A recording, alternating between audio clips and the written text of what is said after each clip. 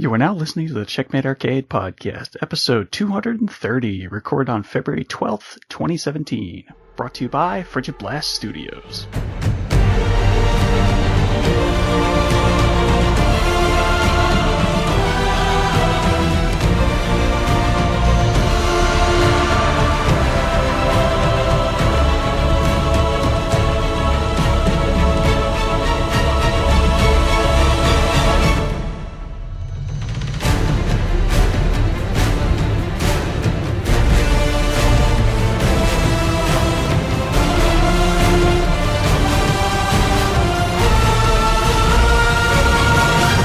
Hello and welcome to the Checkmate Arcade Podcast, your home for quarter-munching fun. And I have returned from the realms of hell with my head held high. My name is Stephen Boss, the Dark Boss Man.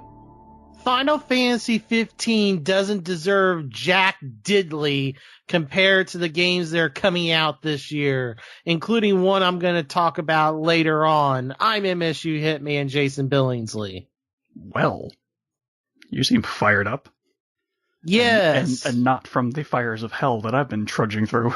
No, although not those, but I mean it's just it's just so infuriating that certain games are just like, oh, we've shipped 5 million copies, and it's like, your game is admitted. Well, I'm going to get going too much here. I can't. Do you want to just go straight into that instead? I mean, if you're fired up, you might as well. Yeah, I mean, it is just like, so. I mean, we know that within the first week, Square Enix announced that it had shipped between physical and digital 5 million copies. Now, of course, not every copy shipped is sold, but we can assume that that's probably about 4 million in sales. Let's say, let's say a couple million of those sales are digital and a couple million are physical, and there's still like 1 million copies left in the physical chain. We'll just use that as a nice round number. I mean, that sounds plausible, considering it's not really hard to find. Right. Let's say they've sold 3-4 million-ish. We'll say 4 million copies. So let's draw out a little bit of a roadmap first.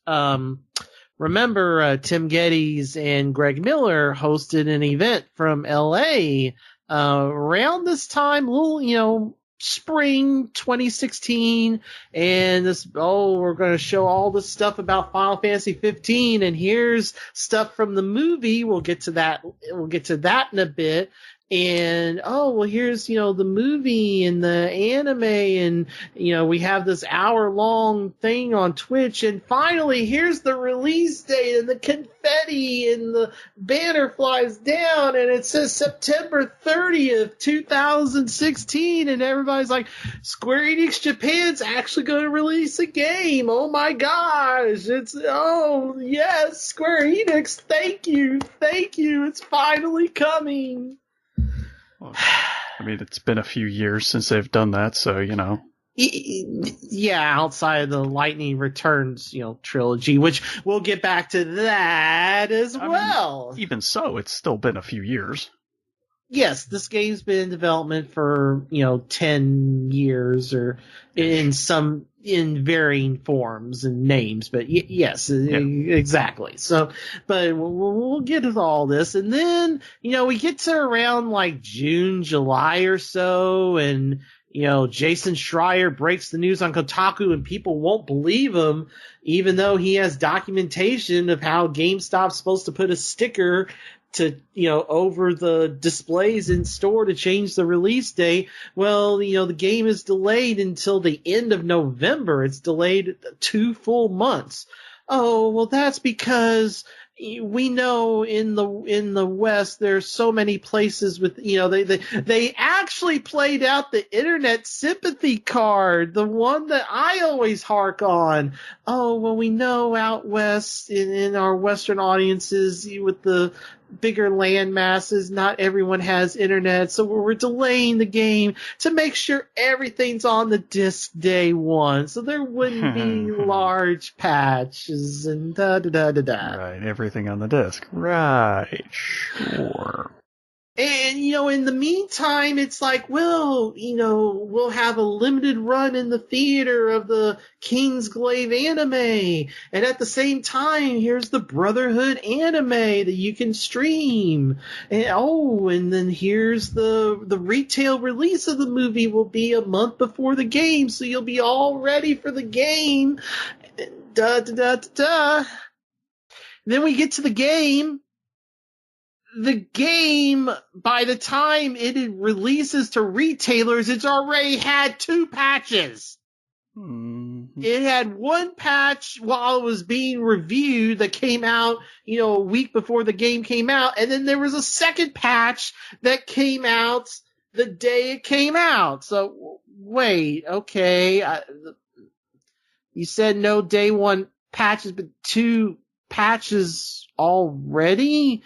Several gigabytes of okay, it's not different than anybody else. Yeah, You're not Doom. You're gonna find the bugs. You have to patch them, so it's kind of a give and take on those. Oh well. Speaking of bugs, we get into what after they get all these upfront sales, and it's just like let's read down all the criticisms of the game. Well. We've listened to your feedback, and you've done so well for us, and you've supported the game, and we know that Chapter 13 is a problem, and I'm sorry, I know a lot of you are hardcore fans that have already beaten the game, but we're going to do some things. We're going to fix up Chapter 13 because that's a bit of an issue, and we've also said there's also been some criticism of the story and the motivations of certain characters not really making sense, and why?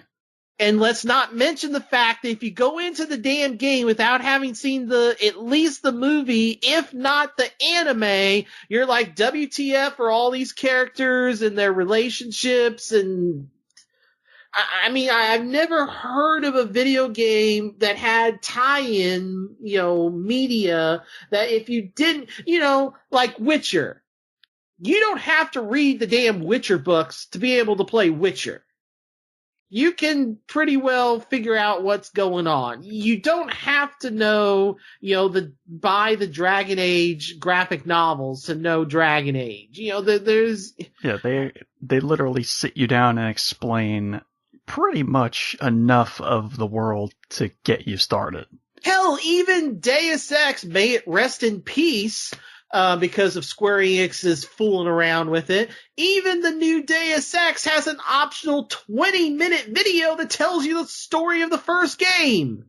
And Eidos even thinks, well, if you know it, you can skip it. If not, here's the story and the motivations and what's going on.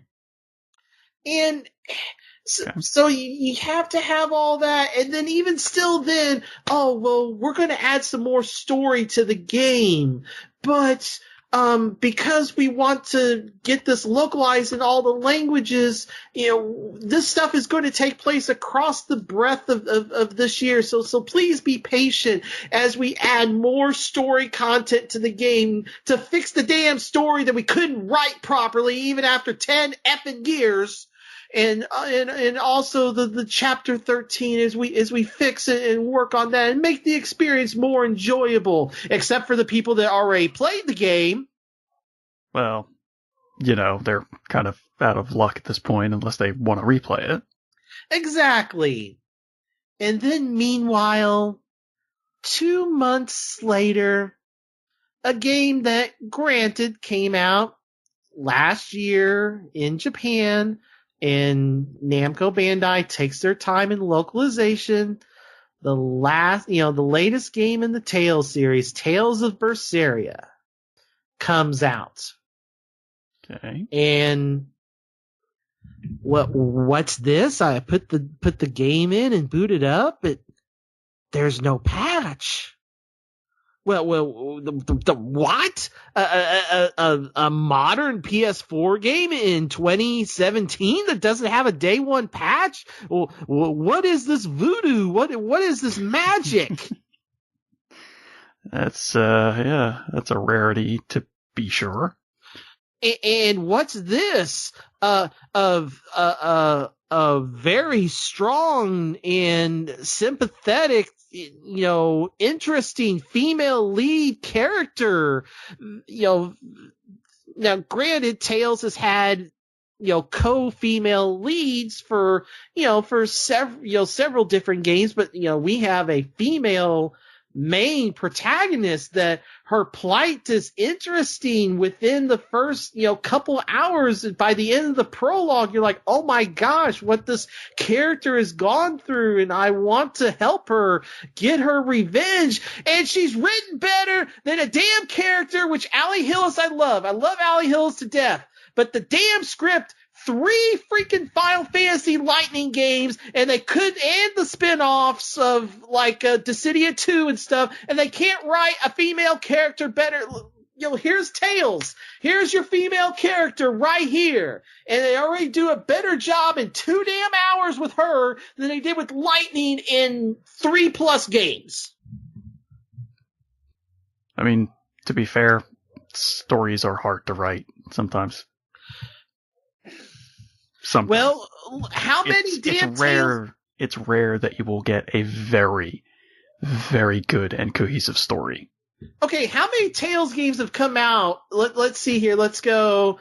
Fair amount. Okay, Abyss came out the same month as 12, so we'll pass. So let's see here. Vesperia, Graces, Zillia 1, Zillia 2, Zestiria, Berseria. So there's 6 Tales games that have come out, and I would put any of them, I would put any of those 6 up against any of the dreck of the Final Fantasy 13 trilogy.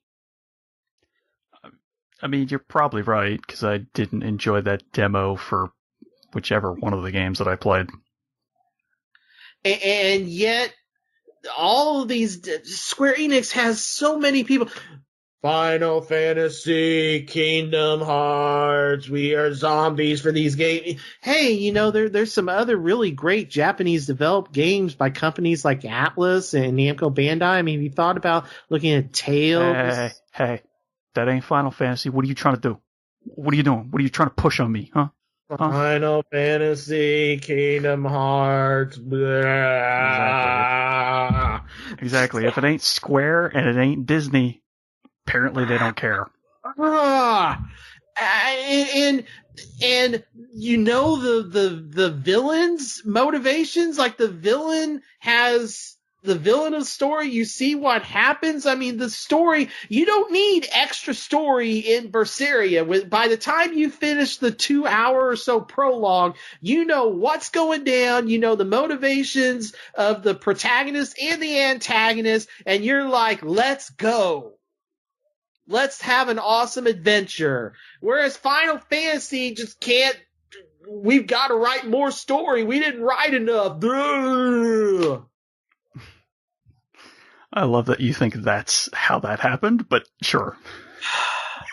I agree. And Berseria, right. It's a shame. In Berseria, by the time you combine all of its sales, all of its Japanese sales and all its Western sales, will be lucky if they get half the number that Final Fantasy 15 did in its first week. I don't know lifetime sales of that game, but I bet they'll be. It doesn't have the marketing budget. They don't have the same push. They don't believe that it could expand the market a little bit. And I have this hope that Persona, but I bet even Persona, like there's going to be the hardcore, there'll be some hardcore people that get Persona, but I mean, is a damn remake of a remake of a remake going to outsell Persona because it comes out a week earlier. You know, the infamous Jeff Gerstmann rant is the remake of their remake in terms of Kingdom Hearts 1.5, Oh, 2.5. okay, it's the Kingdom Hearts game. Okay, yeah, I was trying to. I'm like, which game is coming out just before it? I don't remember. Yeah, 1.5 and 2.5 come out the same day as like MLB and stuff, which is a week before Persona. It's just like, It's got Disney characters in it. That's the part that they're gonna play up. it's just everybody, Even though we all know Persona 5 is probably gonna be 100% better than that. Yeah, it's just like everybody's like, oh, the JRPG is dead, dead, dead. No, you're just been looking at Square Enix. Stuff I've talked about here, the Tales games, of course, Valkyria Chronicles, the Persona series, hell, Lost Odyssey, even Blue Dragon, Eternal Sonata, there have been JRPGs that have come out, and even the non-traditional ones. Look at the Souls games. Look at and I guess maybe that's the one that's taken off, and I shouldn't discount them because I don't like that. But I mean, look at the Souls games. I mean, and Bravely Default.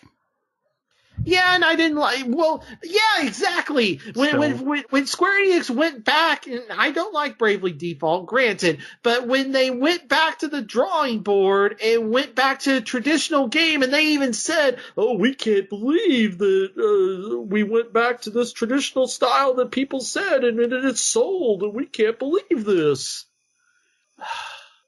Yeah, gee, weird, huh? And there's so many. It's almost like people have been looking forward to games like that for a while. And my old roommate that loved Final Fantasy to death, and I mean, he got a PS3, I think specifically because of 13, and I always tried to get him to try these others, and no, he wouldn't do it, and 13 was so terrible, he just kind of granted, he got married and started having kids, so things happen, but it still is just like, that's it. It's like, well, Final Fantasy's crap, so I'm just never playing these again. And then I was watching a video. There's a guy that has an eBay shop, is Alpha Investments on YouTube. I mean, he runs an eBay shop and talks about Magic, finance, and stuff, and what to buy and save and stuff. But he's been starting to do video game stuff. And he did like a 20-minute ranting against Square Enix. And it's just like, there are other games. If you loved Final Fantasy and it's not satisfying you, broaden your horizons. I mean, it's just like the people that complain to Call of Duty, all it is Call of Duty. Well, have you tried Wolfenstein here or Metro Rita? No, just give me Battlefield, I guess. And Battlefield's great, but it's just like, I want a single player shooting game. Call of Duty sucks. It's like, have you tried, look at this Wolfenstein here, or may I interest you in Metro Redux, or maybe a Far Cry? I guess just give me this Call of Duty. Have you heard of, I don't know, this old school remake sequel-ish thing called Doom? Perhaps? I don't know. Yeah, and look at that damn game. Like, that game has to lower itself to 20... Now, I have some issues with Doom, mainly all these effing patches it has. There's no reason that Doom should take up more file space than damn Witcher with all of its DLC. Just not. Yeah, no, you're right. There is no reason, but... You're right. But still, I mean, that is a great single-player game, and it has to sell itself at $20 for anybody to give a damn. I mean... I bet Final Fantasy 15's outsold that, and that's a better game than, it just has this multiplayer saddled onto it and nobody gives a damn about, but... Yeah. I just, I got to play in Berseria, and, outside of, like, your Colin Moriartys and your people on YouTube and Twitter, Dalo rants and... There's a couple that I follow on Twitter that, and YouTube that do videos on YouTube, walkthroughs of JRPG games and, Alexa Ray Koreas and stuff like, other than your usual suspects that actually will play, your Megan Sullivans and whatnot, other than the few people that will play a damn Japanese game that's not made by Square, it just falls on deaf ears. And it's just like, here is this wonderful, wonderful JRPG. And granted, I'm not, I'm several hours into it, but man, this is just, and every Tales game tweaks the combat somewhat. And this one's got a unique system, as well, versus what Vesperia and others had. And so we're going into our now playing then. Yeah, sounds like an idea. So yeah, I thought of this rant as I've played about 7.5 hours or so of Tales of Berseria, and damn, this is a great game, and it's well deserved of the reputation that it has gotten. I mean, the word coming. Is it available on PC as well? Yes. Okay, yeah. All the recent. I was trying to remember. I'm like, I think I remember seeing an ad for it on Steam when I loaded it up a couple times. Depending on how social you are, the PC version is superior. Oh, really? Yes. How so? You cannot stream the PS4 version. They do not allow it. Huh. That's a publisher thing. That's a Namco Bandai thing. So if you see a YouTube... Oh, okay. The system level streaming. Correct. Yes. Okay. Yes, there are streams of the PC version out there, but... A lot of games seem to do weird things like, we're going to block this scene, or we're going to, just block all of this section, so you can't stream that. As far as I know, this is only the second game that has blocked it at the system level, the first one being the BioShock collection. You cannot stream that from the system either. That was the first one I had heard of. With weird, that. Yeah. Huh. And then now this one. So, but all of the recent Tales, I think they've ported now all the Tales. Well, I'd have to get on Steam here and see. All the most recent ones. Yeah, I mean, Zesteria's on there. The HD version of Symphonia's on there. I don't know about Graces or the Zillias. But if you were going to get a Tales game, I mean, I would say, either Vesperia or Berseria. I mean, I still have it on 360, so, still have it sitting there on my shelf, staring me in the face every once in a while when I go past it to go to my Xbox One games. Yeah. So, I mean, it's just, it's an animated, it's an anime art style, so it's not like Vesperia looks bad, but I mean, you will notice, some differences between, Vesperia and Berseria, obviously, with the power. Yeah, I mean, it's been how many years? Yeah, it's been 8 years, I guess? Yeah. I don't know. I think it's 8 between the two, but yeah, I mean, you'll know some differences. Okay, so yeah, the combat is much more focused, like you can't just spam attacks. You have like a soul meter, and your special moves require you to spend souls, and if you attack while your opponent is defending, your souls will drain, and then if you just keep attacking and run out of souls, they can hit you and stun you, and you lose a soul. Okay. And souls are your equivalent of what? Your mana, or your energy, or your stamina? Stamina would be a good stamina key, whatever. Yes, that would be a good. And each character has a mode. If they have 3 souls, they can go into like a powered up mode where their more powerful attacks start coming.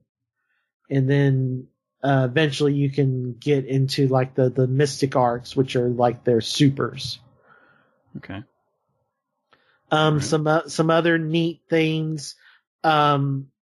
The random conversations that have voice acting, those show up on the map.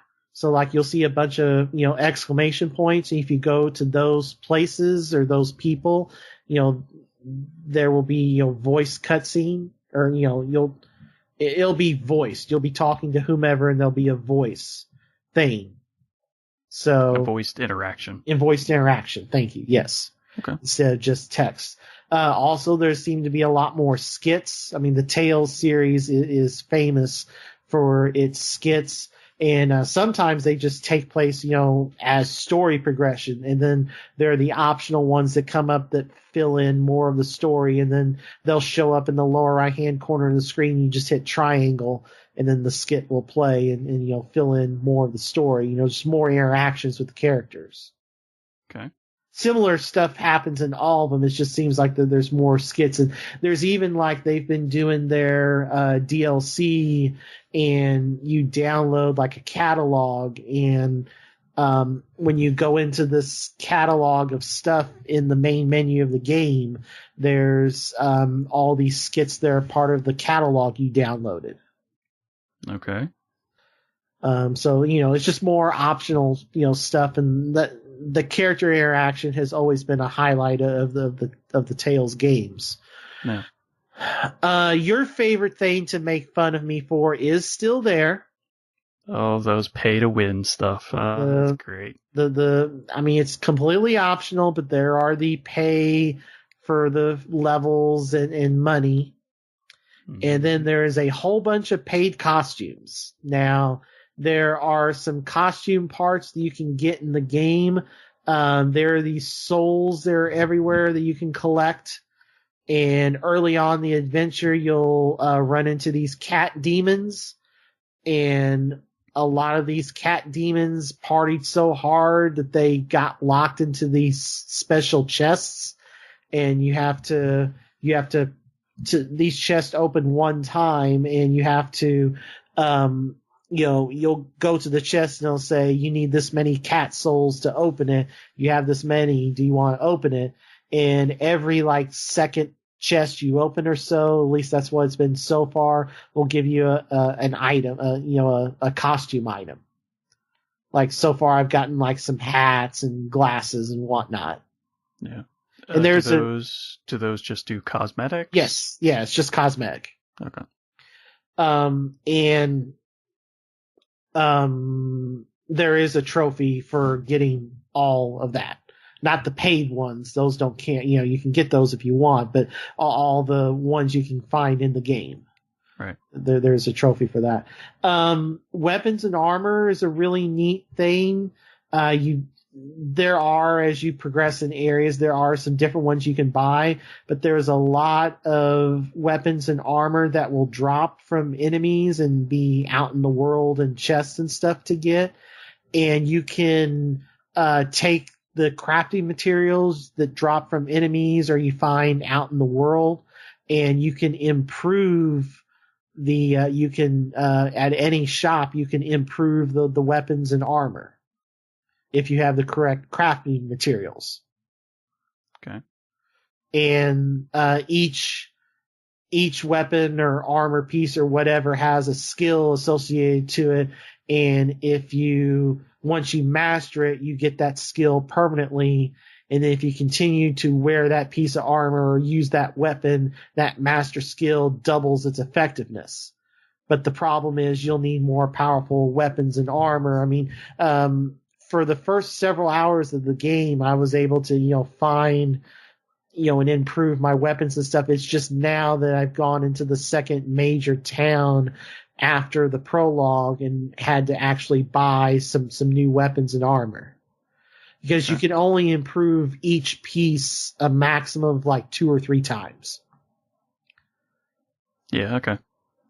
So you're not always having to buy, weapons and armor. You can improve what you get.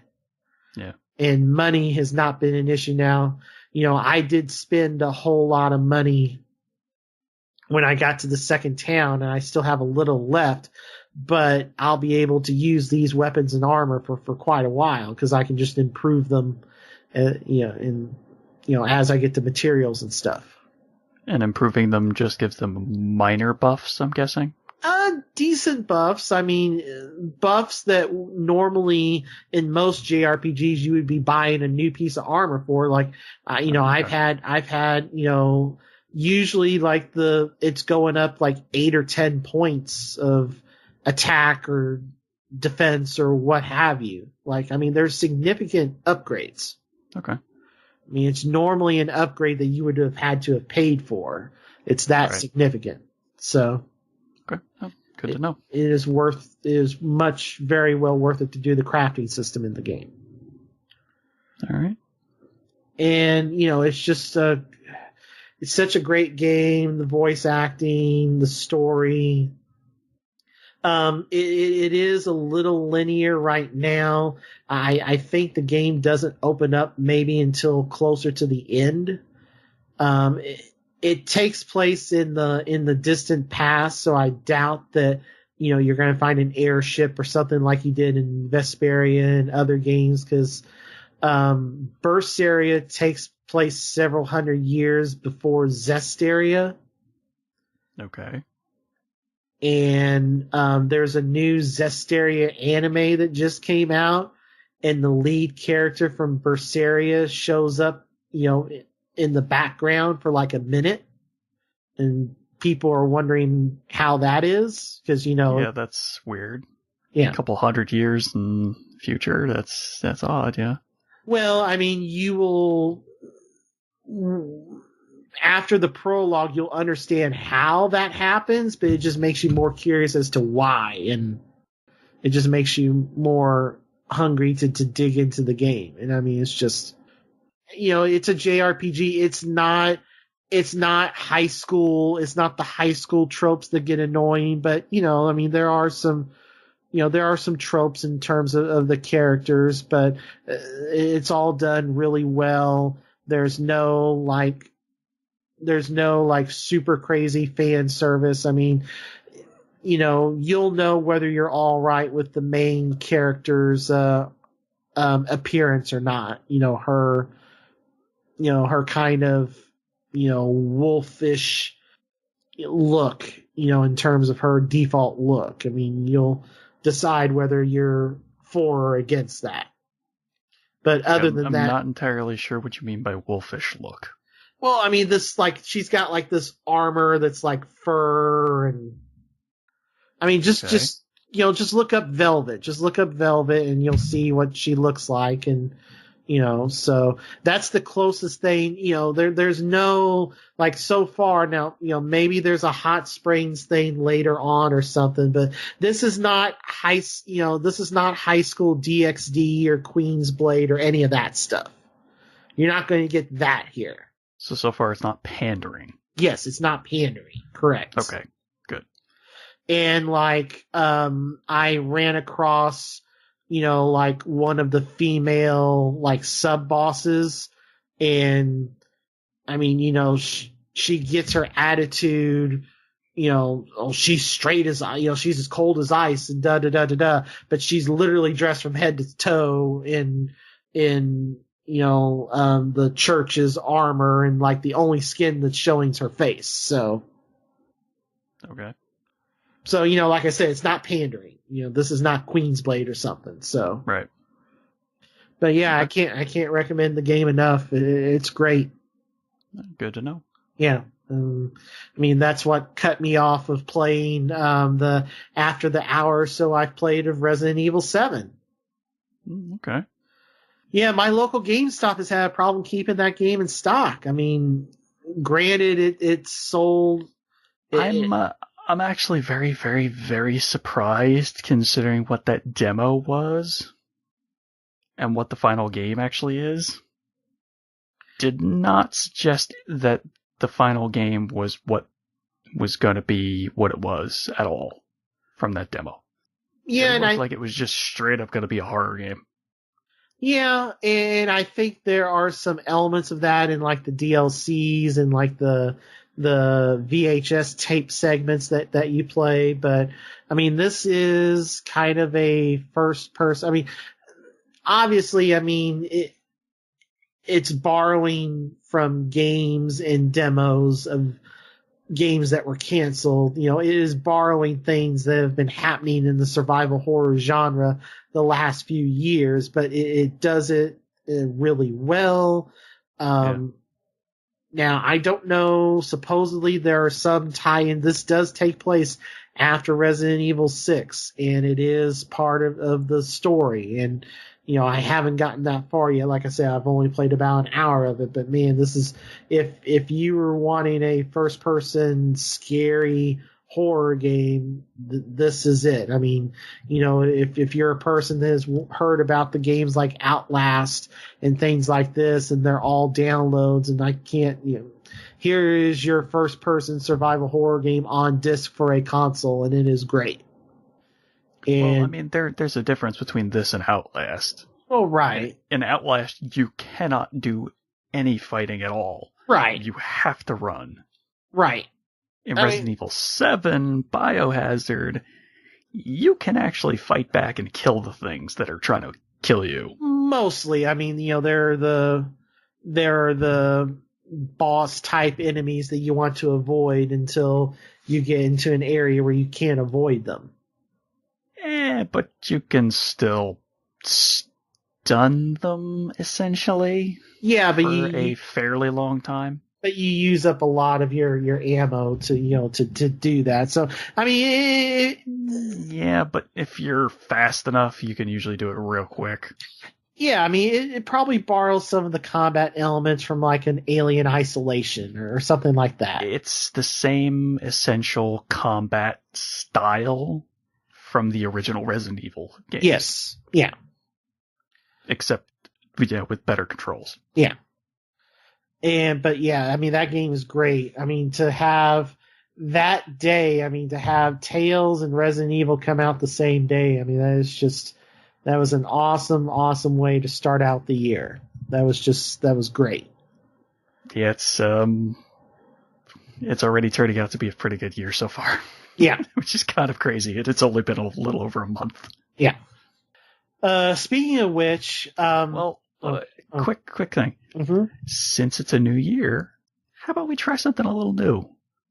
Okay. A little back and forth for the games we've been playing. Okay. So, I don't know which one you'd maybe want to hear about first, considering my list is fairly long.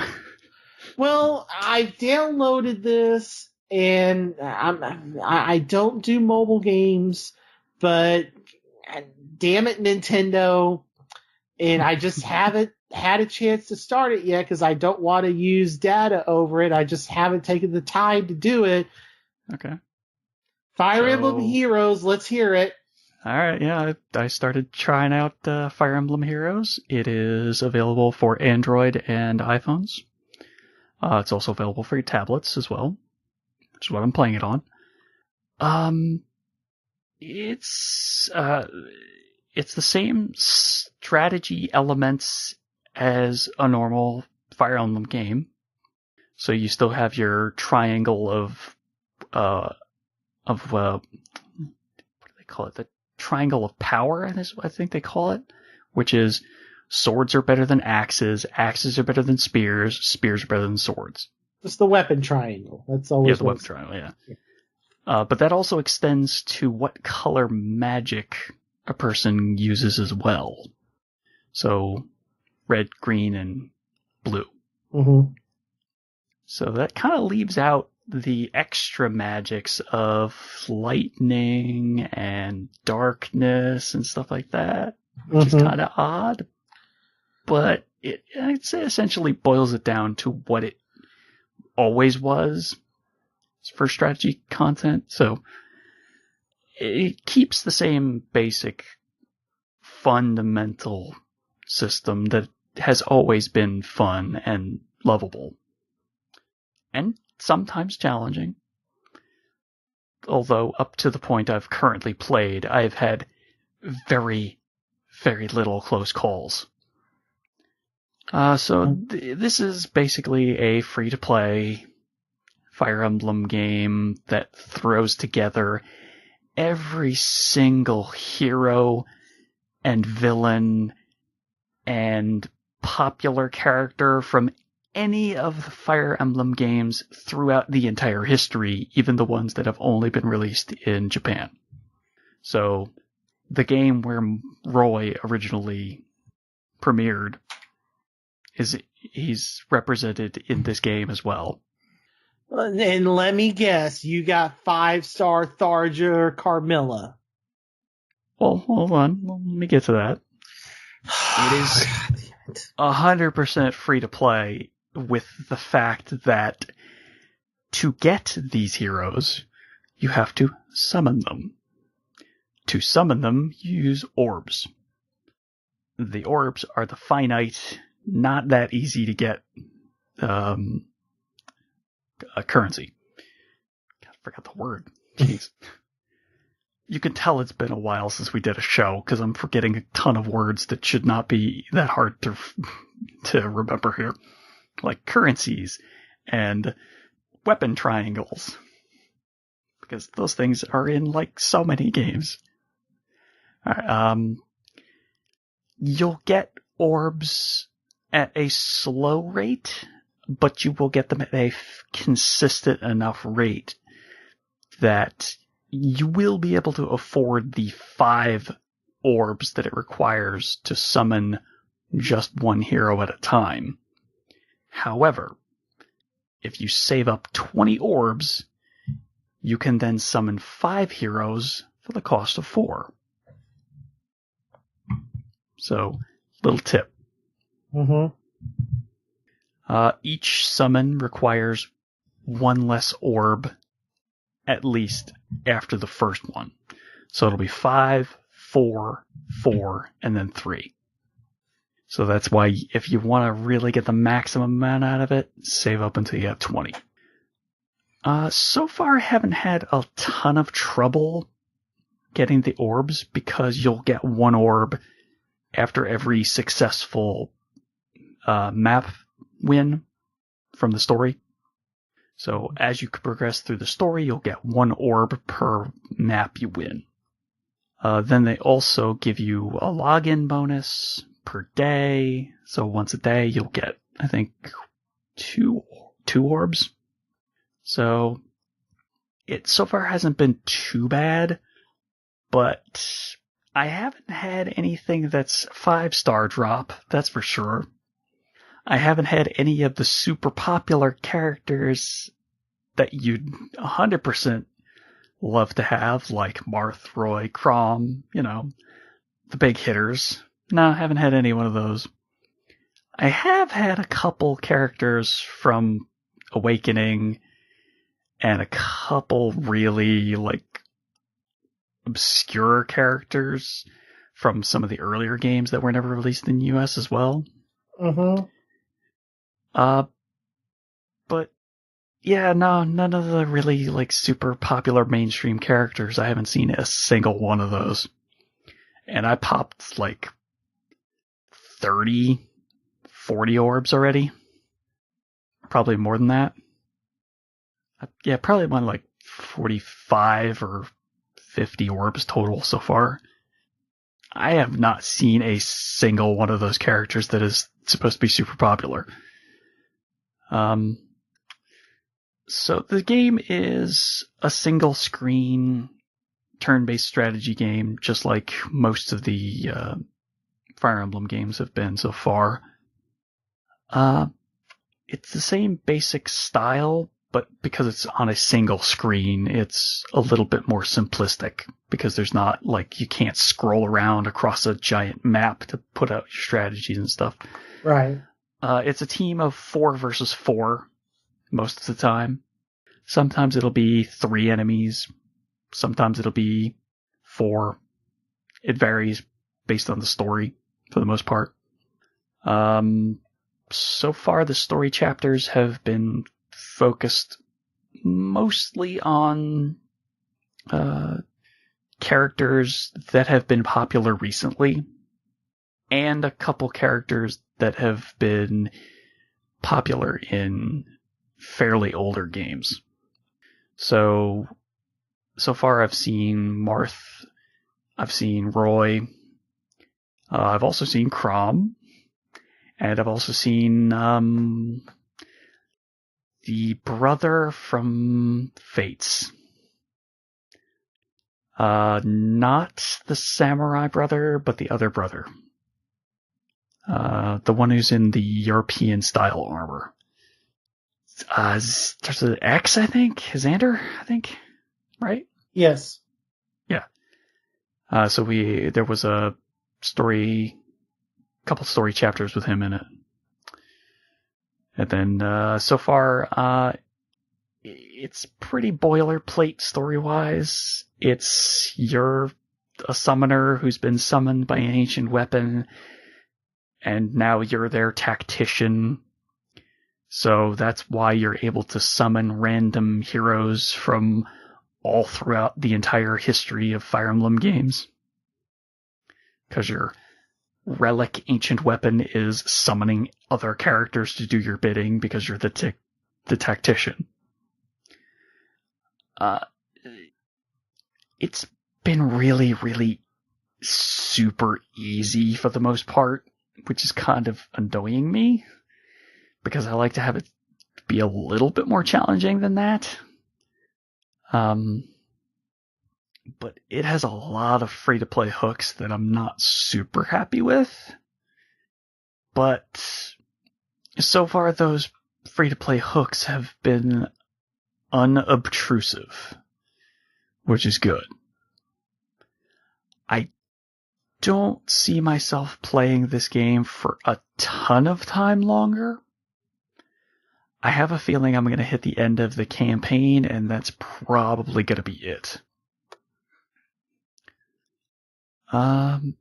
It still has the same mechanics that most of the Fire Emblem games have had, whereas you gain XP for each battle, the XP levels you up, and randomly your stats will advance one above what they currently were.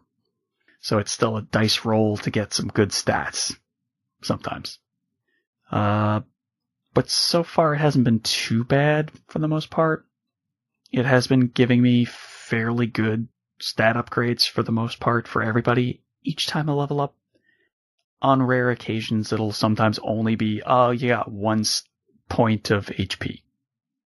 But for the most part, I've been getting, another point of defense, another point of resist, speed, etc. The one stat that they don't seem to have is luck. And, I guess 2 things. The luck and skill. They seem to leave those out, seeing as they're kind of not that necessary, really. The thing that they put in its place instead of the skill for criticals and stuff like that is every turn that you do an action, your character charges a ultimate move. Now, this ultimate move can be offensive or it can be defensive, depending on how your character is just in general. If they're a healer, it's going to be a defensive move. Yeah. If they're a soldier, it's going to be a very powerful offensive move. So far, mostly what it does is just, that's your critical, is what that's been. Now, how a healer can do a critical is it just boosts the healing by like 10. So, whereas normally it would be like 5 or 7, you get 15 or 17. So far I've just been rolling with a couple of the shepherds from Fire Emblem Awakening as my crew. And then a couple characters from very, very early games that I have zero clue who they are, but I know they're from games that have been only in Japan. But they've been pretty cool characters so far. If you go to the Fire Emblem Wikipedia, there is a graph of who the best characters are in the game. Interesting. Okay. I did not know this. Takumi is the best archer. I remember that. Fire Emblem. Oh, right, from Fates. Yeah, from Fates, yes. God, he was such a pompous bastard in the game at first. Yep. And I mean in Fates, not in Heroes, because I've still never seen him in Heroes. And this is the number 2 free app in America and 12th most grossing game. I mean, it's a good game. It's a good game. I will admit, it is a good game. It is, however, like I said, a little easier than I would have liked. Yeah, I mean, I'm already 4 chapters in, and I haven't really had a tough time. So, 4 chapters in, fully finished, and just about to start chapter 5, where we're about to go back to Roy's world again to try and stop the evil empire from enslaving their heroes or villains or whoever they're going to try and enslave this time. Yeah. Or no, not Roy. It's Marth's dimension. We're about to go back to. Let's see here. Tier list. Yeah, it's got some minor issues, like I said, because found it. Play hooks. But for the most part, it's pretty simplistic, but fun all the same. So I found the tier thing here. And I don't. What's the best axe wielder? Camilla and some dude from the older games I don't know. What's the name? I don't know. I just see a portrait. Oh, okay. Interesting. Huh. All right. I will send you the Twitter link to the pic. There. So I'm guessing they do. Okay, well, I'll include that in the show notes. Yeah. So I'm not going to click on it right now. Because I don't know how long it'll take to load, and I don't really want to mess with my system at the moment. Okay, it's just a picture, but... Yeah, okay. Alright, so... Yeah, it's kind of really all I've done for Fire Emblem Heroes. I linked my Nintendo account to it. Mm-hmm. So I got a couple freebies for it. But other than that, it kind of is what it is. Mm-hmm. As you battle through the maps, you get levels. Once you hit level 20, you get the option to promote them to a higher class rank. That'll reset their level to 1, but let them keep their stats. And allow them to learn slightly higher level skills. Which is where the feathers come in, and also where the crystal shards come in. And all crystal shards you can use to level them up, but you also need to have badges to actually advance them to the next class and reset their levels once you hit 20. And this is where like the 3-star and 4-star and 5-star come in. Yeah. As you're summoning them, they can be anything from 1 to 5 stars. Yes. I have never seen a 5-star pop up.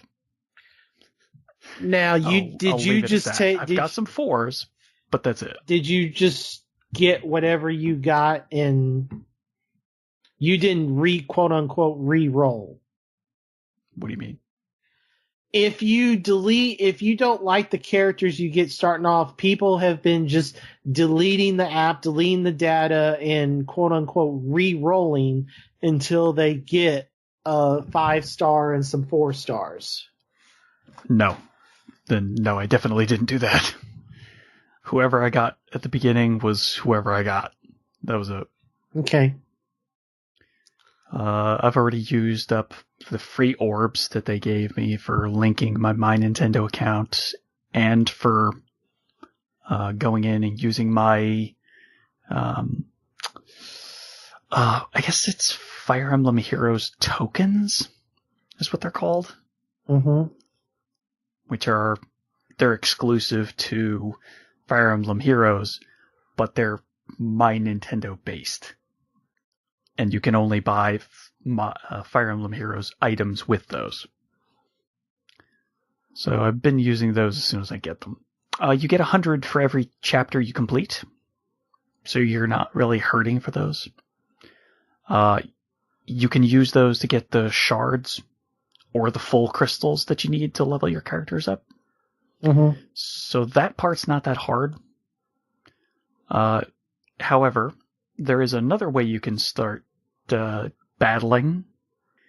Actually, there's a couple different ways you can battle. You can battle in the training tower, which, as you progress the story, opens up new ranks for the tower. So you can go up to, I think the top rank is like 10 or something. 10th strata is what they call it, or something like that.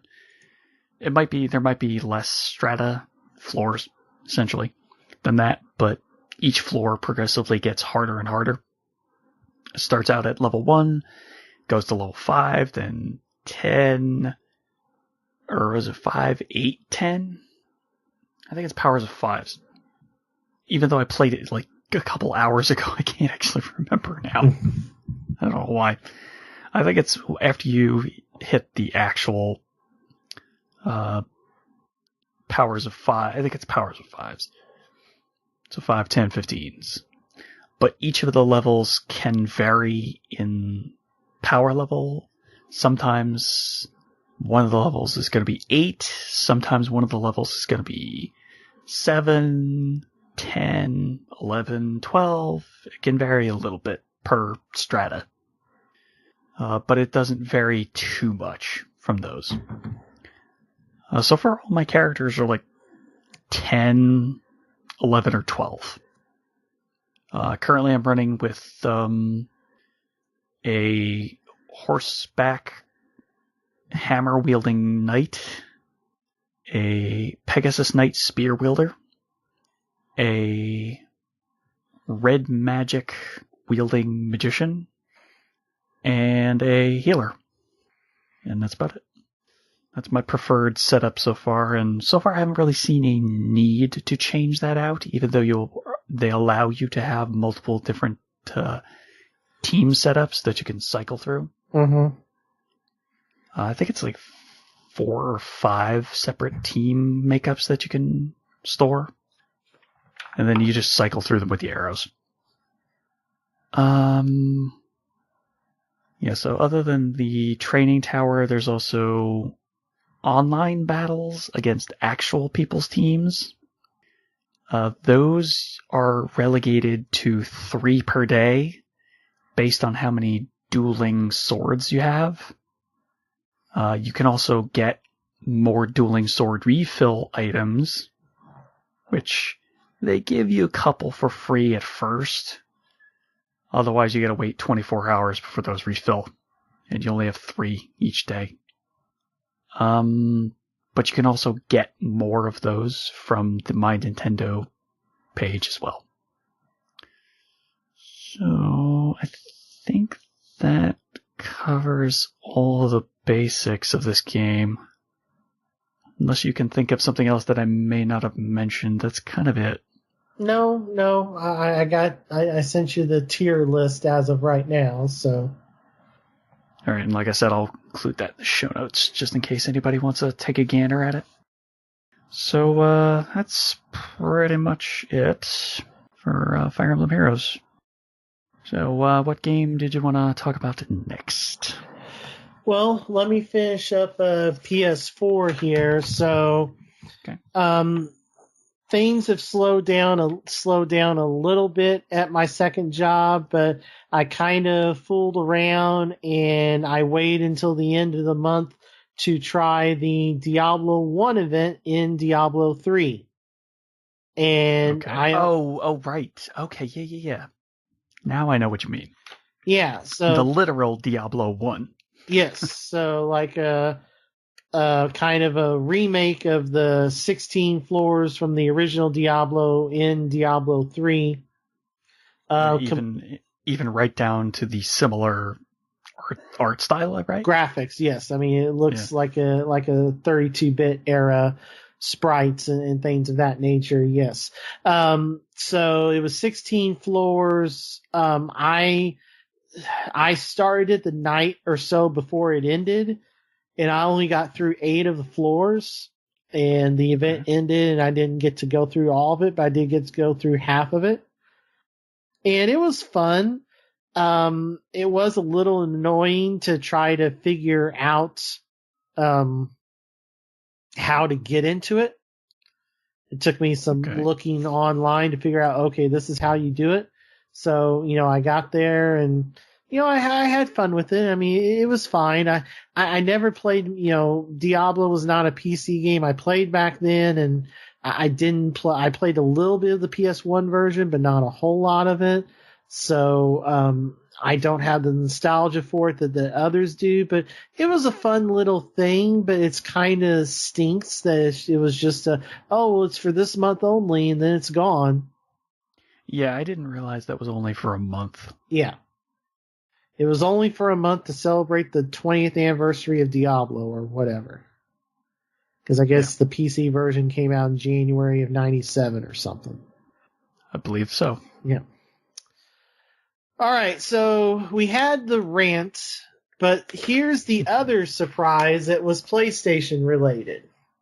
Okay. Now, part of this ties into what I'll talk about on Xbox in terms of swapping out external hard drives. But with the recent announcement of what's going into PlayStation firmware 4.5.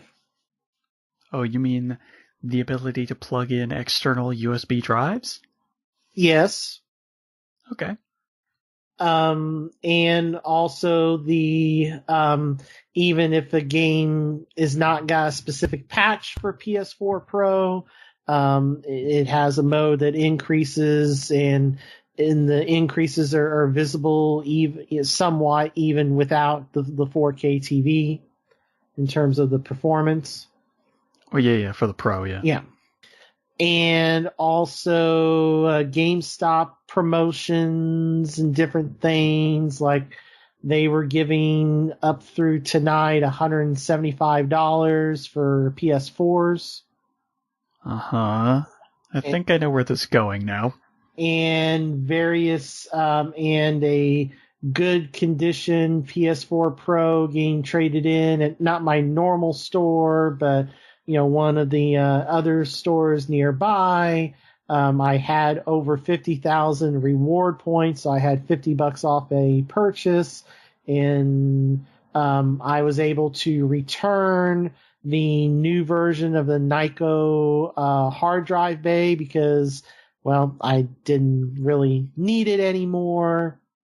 And another GameStop promotion, which isn't available to everyone, hint, hint, for $40 plus the warranty that I purchased. I am now the owner of a PS4 Pro. Okay. Yeah, I figured out that was where it was going after you started talking about trade-in stuff and figuring out that, okay. Yeah, that's kind of where this is going. All right, yeah. It's not hooked up yet because I just got it today. I haven't had a chance to hook it up yet, but I have a PS4 Pro now. Okay. So I'm guessing you're going to finish up Resident Evil 7 on that? Well, I mean, Tales or whatever. Yeah, I mean, I'm just going to keep, going along here, playing some combination of Tales and Resident Evil until Horizon comes out. Horizon's in 2 weeks, so. Yeah. I'd say get RE7 out of the way first, because it's obviously much shorter than an RPG. Yeah, I know. Tales is so good. I know, but if you want to make sure you finish the games, finish RE7 first. Yeah, I know. It's not that long. But, so that ends PS4. I will touch one other thing. I'll touch one other thing here real quick before I guess because it's related. Well, okay. Yeah, I guess I'll touch on that then. So, I have a new external hard drive for my Xbox One. Okay. So I now have, and these have just come out in the last few months or so, I have a 4 terabyte external that is USB powered only. So they make two, Okay. they make, for the last couple of years, if you want a 4 terabyte external drive, you had to have a laptop sized one that required to hook up to power, but they have, or a PC sized one that they're required to hook up to power, but they make laptop sized ones that don't require a power hookup. They just hook up USB. Yeah. GameStop. So that's kind of the ones you'd want for something like a quick extra, I'm just going to leave it on top of this system kind of thing. Yeah. So I caught one of those because the GameStop normally sells them for $150. This is the official Xbox one, and I caught it on a sale for $30 plus off. So, so the process of moving stuff from the 2 terabyte external that I had, and being able to eventually clear that off so I could back up my PS4, which is what I was able to do to enable this trade-in for the Pro. Mm-hmm. Yeah, you can hook up multiple externals to an Xbox One, but you cannot transfer files between externals. Huh.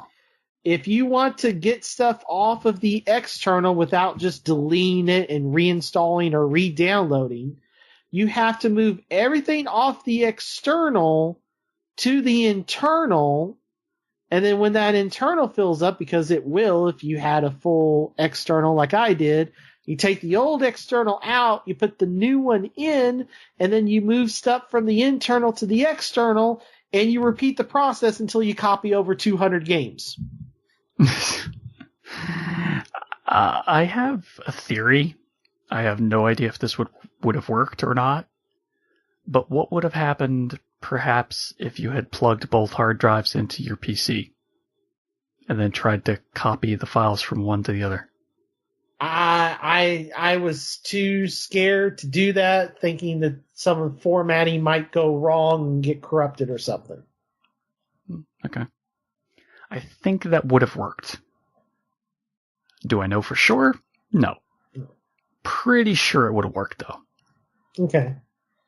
I was just, when I looked it up when I was, that was not said anywhere. It was not said, oh yeah, this would work. Pre-where. I have a feeling it would have worked. Okay, I don't know. But that process took, up to about a month to do. Just taking the time out to do it. And so you do know you probably could have done that faster also by just straight up deleting everything? Yes, but then putting the new hard drive in and then just saying download everything while I'm away? Well, yes, but then I would be downloading a ton of stuff. Trying not to. Do you have a data cap, I guess? Not that I'm aware of, no, but I'm sure Charter throttles people after so much. Oh. I'm sure they have something. Fair enough. Oh, I wasn't sure. Yeah. So, all right. I'm not 100% sure either, but I'm not wanting to test to find out. Yeah, no, I get that.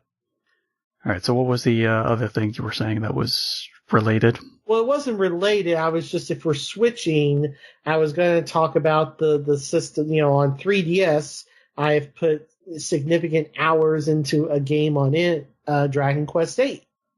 Okay. I've put about 5-6 hours or so into Dragon Quest VIII. I've gotten through the first couple dungeons, and I'm in like the third major town now. Alrighty. And Dragon Quest VIII was the originally released for PS2. And this is the remake on 3DS. Right. Kind of surprised how much voice acting is. I don't remember if the PS2 version had this much voice acting. I'm sure it did. but I didn't put a whole lot of time into the PS2 version, but I am surprised how much voice acting is in this 3DS game. I think they did do 100% remake transition of it to the 3DS. Okay. So I think it did already have all that voice acting. Okay, it's just surprising to me how much is in this 3DS game. Because something like Persona, there wasn't anywhere near, it seemed like there's more. To be fair, which Persona you're referring Q. to? The Q? Okay, yeah. To be fair, that was a new-ish game, essentially. Yeah. Whereas this is just straight up a remake. Yeah. So I can understand how that would make sense. Okay. Whether the files are exactly the same size anymore, probably not. But I have a feeling there's more than enough extra room on a 3DS cart to fit all the voice acting and all the assets and all the game engine and everything else. Okay. So I really don't know that would be a stretch to put all the data and everything for it on it. But if you've ever wanted to try a Dragon Quest game, I highly recommend 8. That's always been my favorite of the series. I've had issues with the older ones, and pretty much now, I mean, the 3DS carts are the way to go, because outside of 8 on PS2, all the others are prohibitively expensive to get. Outside of Dragon Quest 1 or Dragon Warrior 1 on NES, obviously, but like 2, 3, 4, 5 are, 5 and 6 were never released in North America until the DS version, so. Yeah. But, it's a lot of fun. It is an old school JRPG, so just, beware of that. But I had fun with it so far. Okay. All right. So, speaking of 3DS, I played a little bit of Fire Emblem Fates Birthright. Not a lot. Did a couple maps where I was leveling up, and that was about it. Then I went into the proper story chapter and hit a bit of a wall because I kept putting one of my characters in extremely mortal peril. So as soon as that happened, I'm like, oh, oops, yeah, we're just gonna restart this chapter again because I have it on classic difficulty level, where as soon as one of your character dies, that's it, they're dead. So I just went, whoops, I guess the power reset, huh, funny. So I did that twice already. And it's a chapter where I have to escape. I think you know what that means. Yeah. Yeah. So that's all I have to do is just straight up escape. But because I'm stubborn as hell, I'm sitting there slowly chipping away at some of the enemies until one of my characters just gets a really bad luck roll and a 40-something% chance to hits, and that was just enough to kill her. Nice. So I'm like, God damn it. Oh, no, that's not good. Yeah, no. Nice in the fact that, oh, joy, the computer screwed me, but it didn't really screw me because I was playing the odds bad. Yeah. So I'm thinking maybe I probably should just straight up run as soon as I get the chance to run. So I just have to restart that chapter and do it all over again one more time. And I'm pretty sure I'll be able to finish it fairly quick and easy. But, yeah, so playing through Heroes kind of is getting me more interested in going back and finishing it quickly. Because I kind of want to get into it. Especially after that Fire Emblem Nintendo Direct that happened last month. Right. Showing off not only Heroes, but showing off a brand new remake that's coming in May. Yes. For, God, what was it? The second Fire No, Emblem or third? it's the second. Yeah, it's the second one. And it was it was exclusive to Japan until now this remake. Yes, it was a Famicom. Yes, it was the second one on Famicom. The first Famicom one is Shadow Dragon, which got remade on DS. Right. So this one's being remade on 3DS. This is Fire Emblem Echoes Shadows of Valencia. I believe so. Yeah. I believe that was the title. And they were saying this was the first one where it was like a free roaming map that you could run around, kind of similar to current style.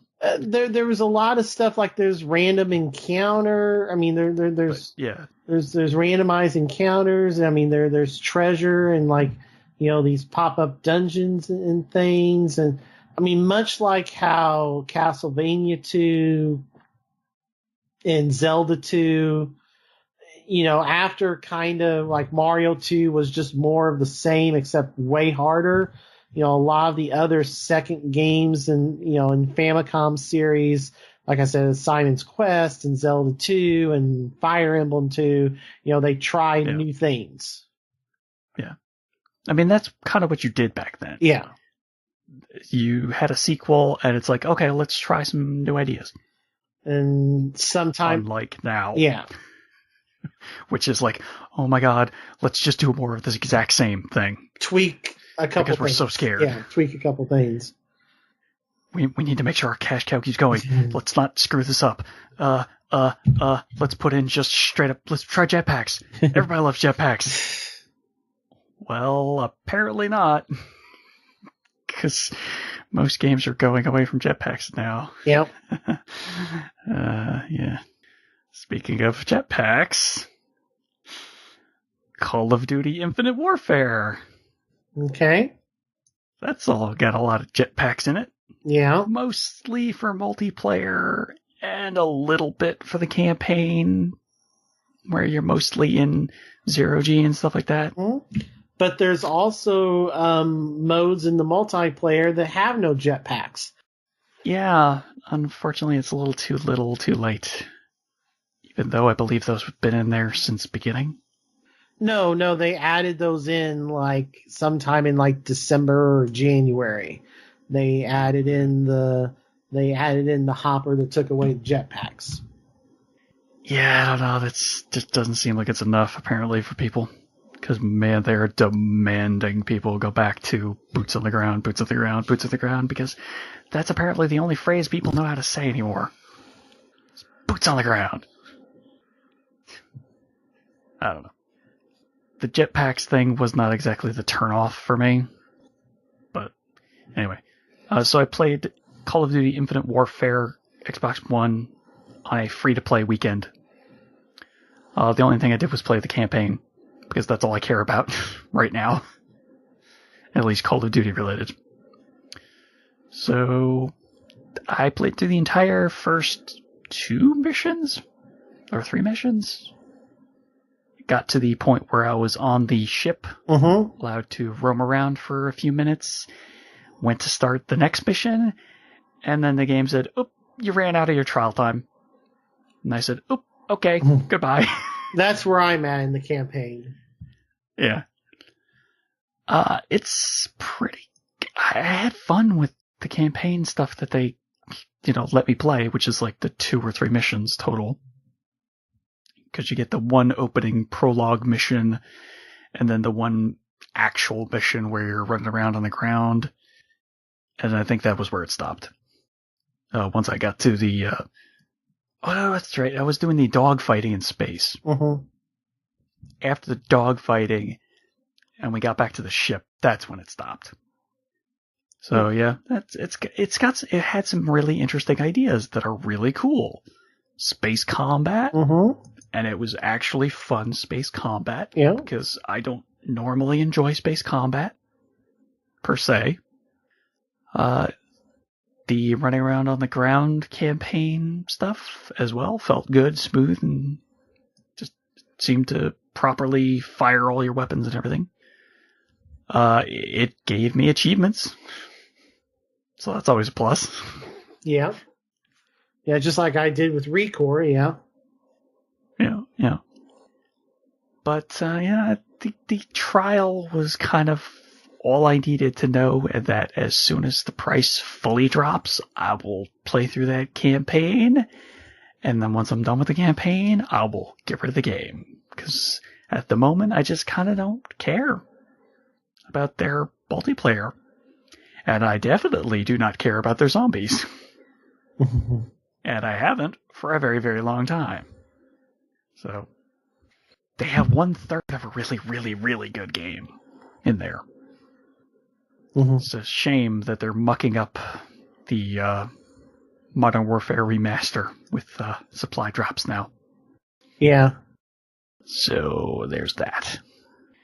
Oh, what else? What do you want to hit next? Well, I guess I'll touch on, Magic the Gathering. Here in the last month or so has been the release of the newest set, Aether Revolt, the second half of the Kaladesh block. So, Chandra and the Gatewatch are leading the rebellion against, Tezzeret and, I think it's the Conclave that rules Kaladesh with an iron fist. Yeah. So, well, I mean, he's been evil for a very long time. Well, he's he's just a folly for Nicol Bolas. Yeah, that's right. Yeah. He's just... God, it's been so long since I heard that name. Well, get ready, because they're going to Nicol Bolas's home realm in the next set that comes out in May. Okay. Yeah. Or should I say the realm that Nicol Bolas created for himself. Interesting. Yes. And it's Egyptian themed. Okay. Oh, okay. Yeah. Should be fun. Yeah. So I played in 3 pre-releases. The main event one on Friday night at midnight. I end up splitting first place, going 3-0-1. Really good. Yeah, I pulled the new mythic rare vehicle, the Heart of Kirin, that may or may not end up getting banned. What does it do? It is the new 2-cost vehicle. Okay. The crew cost is 3 instead of 1. Mm-hmm. When it is a creature, it is a 4/4 flying vigilant creature. Oh boy. It has an alternate crew cost as well. Oh boy. You can remove a loyalty counter from a planeswalker you control instead of paying the crew cost on attack or defense. That seems broken. Until this card was printed, there was no way for you to mess with loyalty counters on a planeswalker you controlled on opponent's turn. Yeah. That seems broken. Well, like dangerously broken. Yeah, I mean, we'll see if it ends up meaning the same fate as Smuggler's Copter.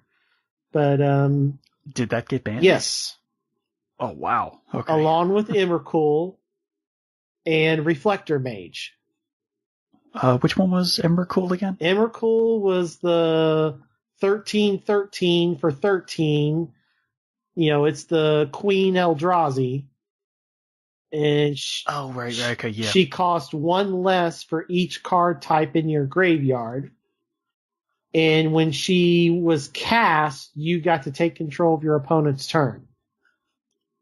Yeah, that's maybe a bit much. And she was a 13/13 flying trample. Yeah, no, that seems a bit much. And so at least she didn't have Annihilate. No, didn't have Annihilate. Yeah, that's the only bonus. It's like, it was protection from instants. Oh. Yeah, no, that's seems a little too powerful.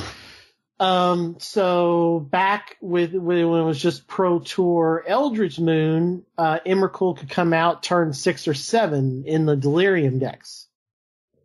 That's great. But then a card was printed in Aether Revolt called Aetherworks Marvel. Okay. Which was a 4-cost artifact. And if you tapped it and paid 6 energy counters, you could look at the top 6 cards of your deck, choose one card, and cast it for free. Wow. Okay. Yeah. That seems really bad for a creature to be summoned that way. Yeah. Especially one that's 13 cost. And a 13/13 flying trampler that lets you control your opponent's next turn. Yeah. At which point, I believe that card no longer has the summoning sickness, right? Well, I mean, it's like, you know... Because you cast it on your turn, and then the next turn... Well, you're controlling your opponent's turn, so you basically just mess up their board, and then they get another turn. But, you know, you will have cast all their spells for negative effects and rant. Oh, you literally do everything for them. Yes. Oh. Wow. No, that is a total BS move. Wow. Yes. Okay, yeah, no, that is awful. I thought you took your opponent's turn. No. Well, you not actually played your opponent's turn for them. They have to lay their cards out face up, and yeah. Wow. Yeah, no, that is ridiculously broken. Jeez. So okay, yeah. So Magic has promised, to update the ban list more often. So the Heart of Kirin powering all the Mardu vehicle decks to the top 8 of the Pro Tour. The question is whether that card will get banned or not. It's unclear as of right now. Yeah. All right. And then I've played in 2 sealed PPTQs, and things have not gone as well in them. I did get a good value card out of the first one, but I could only go 2 and 3. And then in the second one, we had 44 players. We had 3 people pull the super duper reprint mythic, like 1 or 2 per case inventions, and 2 of them were the ones that are worth a lot of money. And okay. That was not me. And I pulled a whole bunch of crap cards, and I went 1/3 drop. Yeah, unfortunate. Yeah. So that's my Magic the Gathering playing. Okay. So I see you've been playing some Magic Duels as well. Yeah, I played the story mode of Aether Revolts and beat that, and then just been the 3 daily quests that come up. Try to do those and earn enough coins to get a pack or 2. I'm still trying to get all the uncommons I'm wanting out of Eldritch Moon before I move on to, I'd probably move on to Aether Revolt before Kaladesh now. But I'm still trying to get, uncommons that I need. I own like a third of the cards from Eldritch Moon. Okay. Which is pretty good considering, I've just been grinding, a few matches every night. It's slow prodding, but I've put 0 money into that game, and I've got a really nasty red-black vampires deck that wins more often than it doesn't. Yeah. Yeah, I haven't touched that game in a while. Should go back and play it a little bit. Yeah, you should. Because there's a new campaign in it, right? Well, depending on when's the last... Or no, that's right. That was the last campaign that I actually played. It was the Aether one. Oh, you played Aether Revolt. Yeah. Okay. Pretty sure. I think. Did you play Kaladesh? Maybe it was Kaladesh. Okay, because Aether Revolt just came out a month ago. Yeah, okay, so then that was the one I played. That was Kaladesh. Okay. All right, so I have a campaign to actually go back to. All right. So I'll do that. All right, so what say you? What should I talk about next? Why don't you talk about your PC stuff real quick? Okay, because some of that's kind of short. All right. Have you ever thought maybe, I don't know, perhaps you'd potentially like to be forced to build a boat ever? No. Well, guess what? You must build a boat. At least on PC and mobile. Because that's one of the PC games I played to completion. And it is essentially a continuation of what first appeared in the game 10 Million. It is an endless dungeon runner. But to do anything in the game, you have to manipulate a board and create matches of 3. So it is a match 3 game on the lower half of the screen and a endless runner on the top, whereas as soon as you get close to an enemy or a chest or a trap, you'll have to match swords for enemies, wands for enemies, so staves for magic attacks against enemies, or the corresponding icon for the trap, and that can be a key, it could be a wizard staff, it could be a sword, and those have different effects based on the type of tile that it's carrying. Like I said, it's a match 3, and I really, really, really enjoyed playing 10 Million way back when that came out. So I was like, yeah, I gotta get this game. So I chucked the $5 that it was for this game on Steam and said, yes, please, let's do this. And I was not disappointed really at all. The one downside is it adds 2 things to the board that were not originally there. At least not that I remember.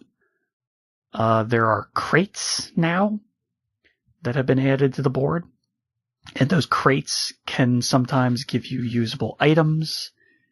Those items can do various different things. They could give you more time in the dungeon run by pushing your character further across the screen towards the right side of the screen. Because the entire crux of the game is the top half of the screen. You're running from left to right.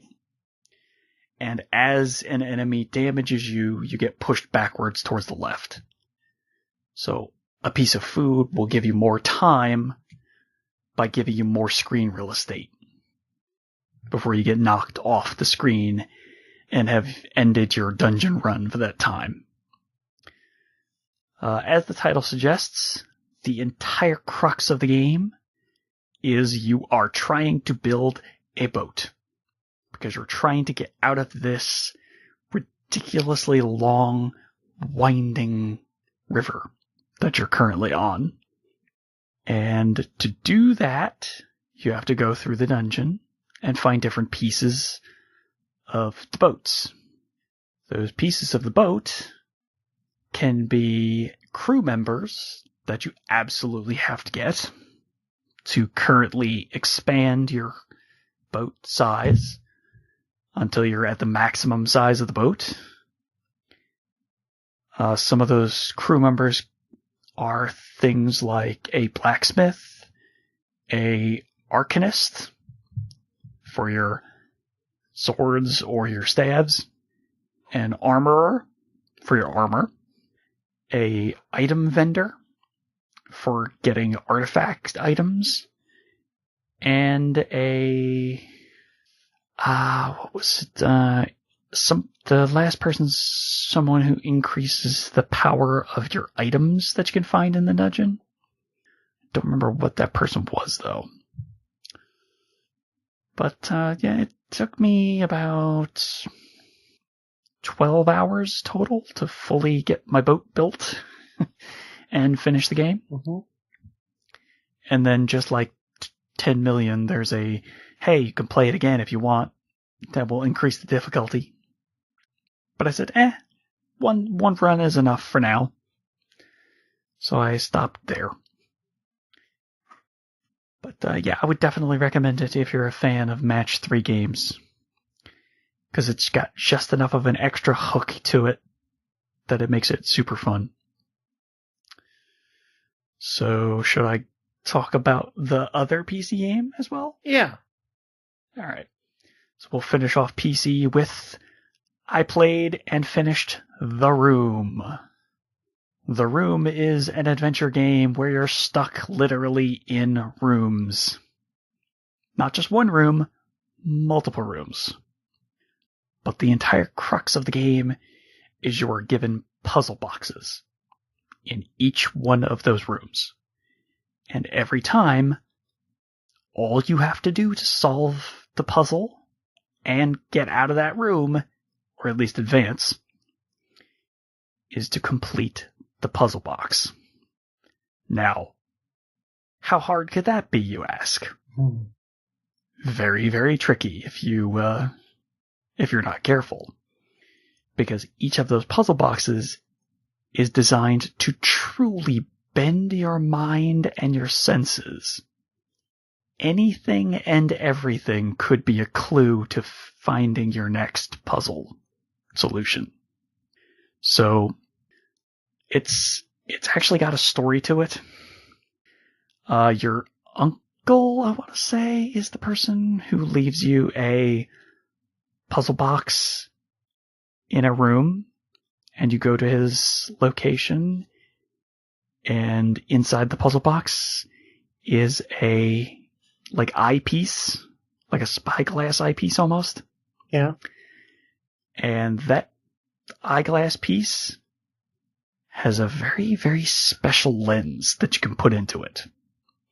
That very special lens allows you to see weird things that are not normally there. Like interdimensional things.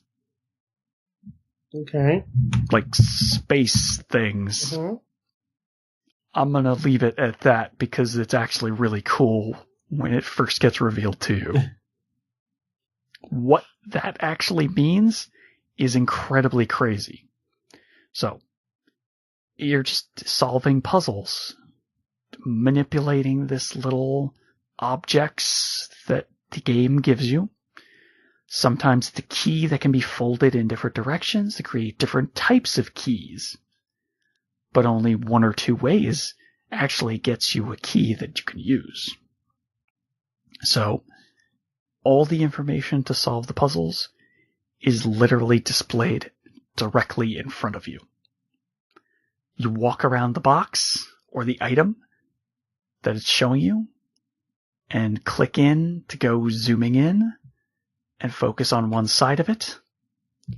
And then from that point, you can manipulate it side to side slightly, allowing you to twist things like the foot stand on the object. And that could have a small hollow in it. And that hollow could reveal another key. Or a piece of another puzzle, like a gear.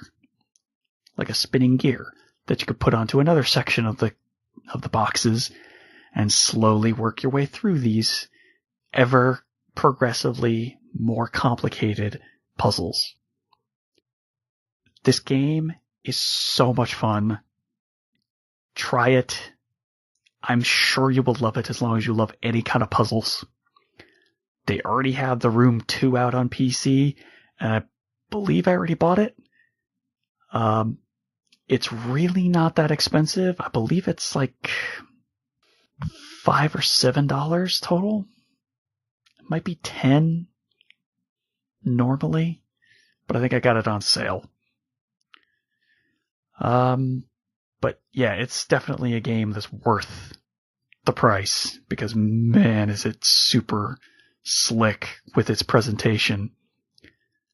The graphics are really slick. The sounds are really well done. And the puzzles are just tricky enough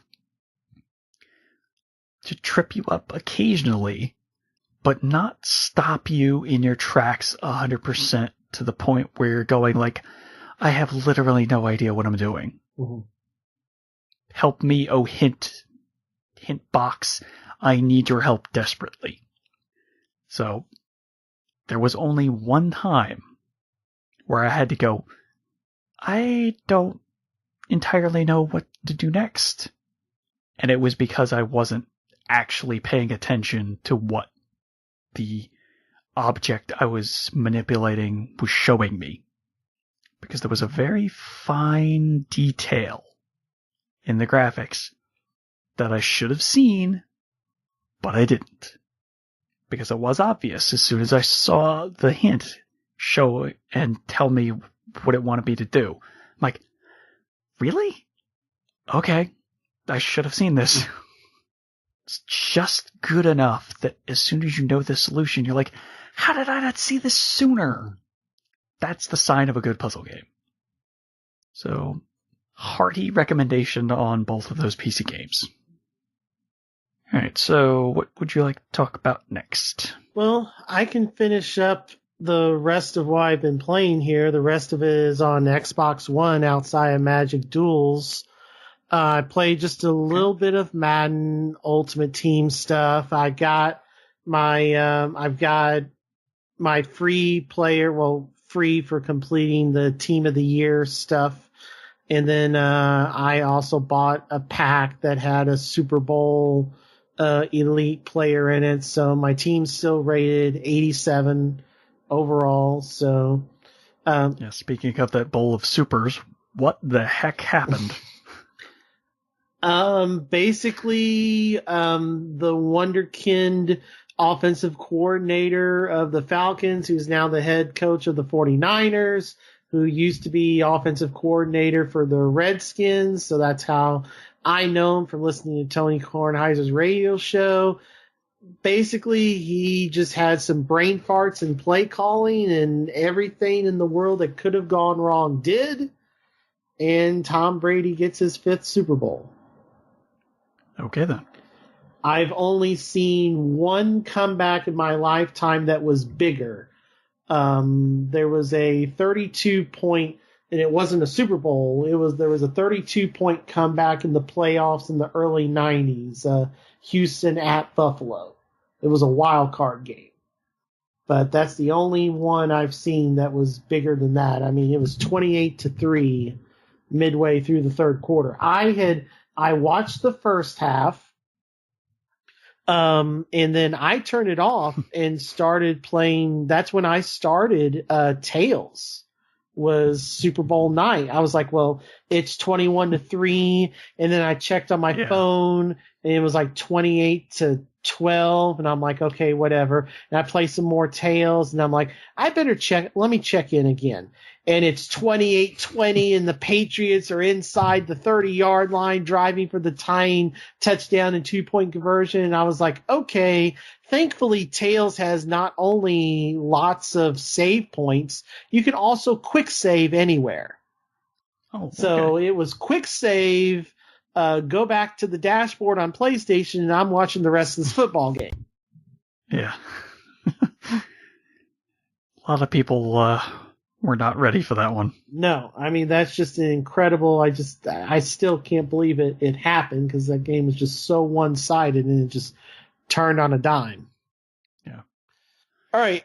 So moving on real quick. So there was one night something was going on and I was like, I bought the season pass for Rise of the Tomb Raider to get all this content.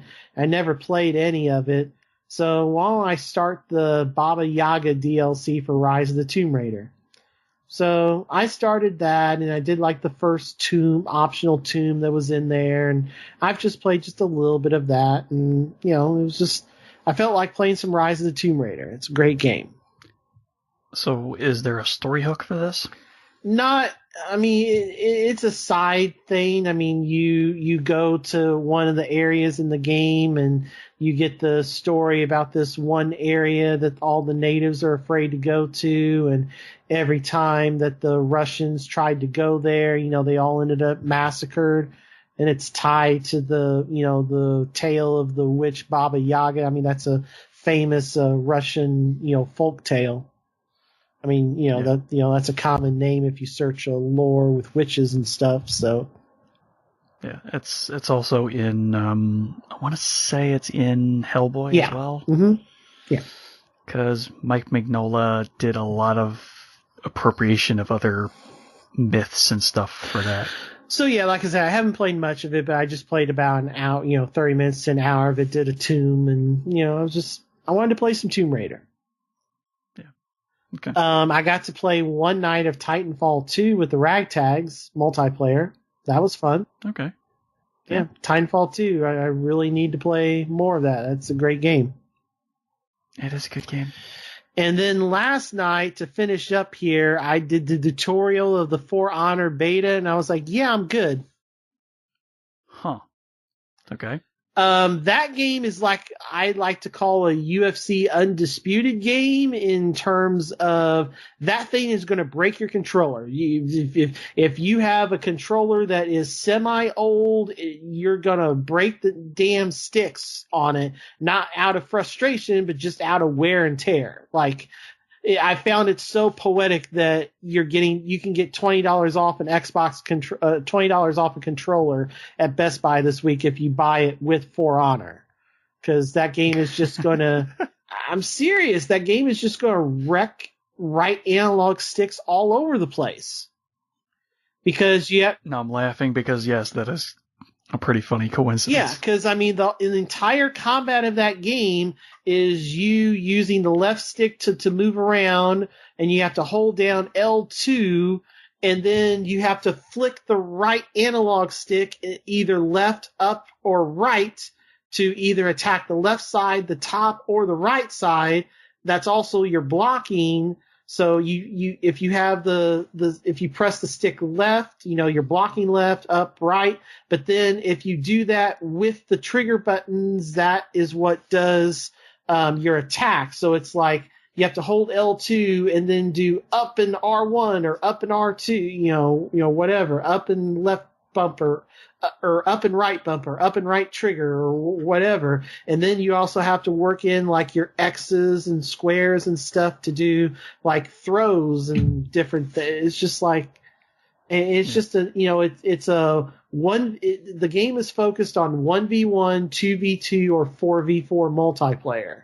Yes, there is a campaign, but it's just like between all the other games I own, I don't need this game right now. I mean, it seems fine, but it's like, I only own, like, I got rid of the white Xbox One controller that came with my Slim. All I have is my Elite. I really don't feel like buying a new Elite because I wrecked it playing For Honor. So I'm good. And that is my warning. If you have any interest in this game, just be prepared to buy a new controller because you will wreck it. Okay. All right. From what I've seen, though, yes, it does seem like it's a decently put together Yeah, game. I mean, it's fine. It's just I have no interest in it.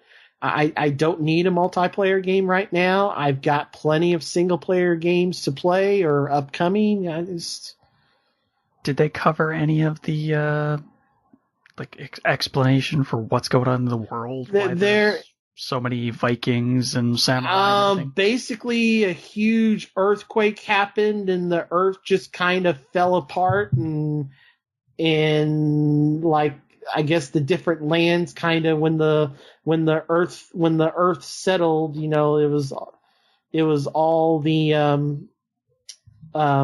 all the tribes, these were the three tribes that were left, and they started fighting over the scarce resources left after this cataclysm, and they just kept fighting for hundreds of years. And right when things were like, okay, why are we fighting? Let's try to figure this out. There's some shadowy, and it's a woman, apparently. There's this shadowy, armor-clad woman behind the scenes that is stirring up the conflict again. Huh. And this plays out in like a 10-minute cutscene when you first boot the demo, and I'm assuming also the game. And I just kind of laughed. It was just like this huge earthquake is happening and people are falling into, huge, like comical, just like earth just opening up and swallowing people. And I'm just like, okay, sure. So basically one of those like Hollywood disaster movie kind like of things. I'm talking, what was the one that Kevin Spacey was in? the 2012 or whatever that one was. Like, there's the one scene where he's on the air. Yeah. Okay. Yeah. That's the one. That. Yeah. That's the one. Yeah. Basically, the entire Earth is going crazy, and Yeah. humanity's on the brink of death. Yeah. Okay. Yeah. So, could be an interesting story. Could be, but I just have no time or interest for it right now. It's not a bad game, but it's just not something that interests me, especially when I saw what kind of damage it'll do to a controller.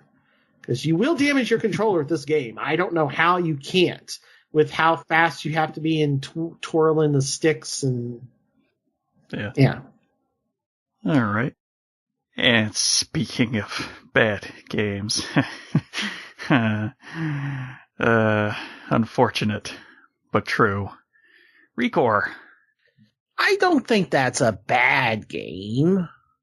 The problem is you didn't get far enough to know why I think it's a bad game. Okay. It has a lot of bugs. I mean a lot of bugs.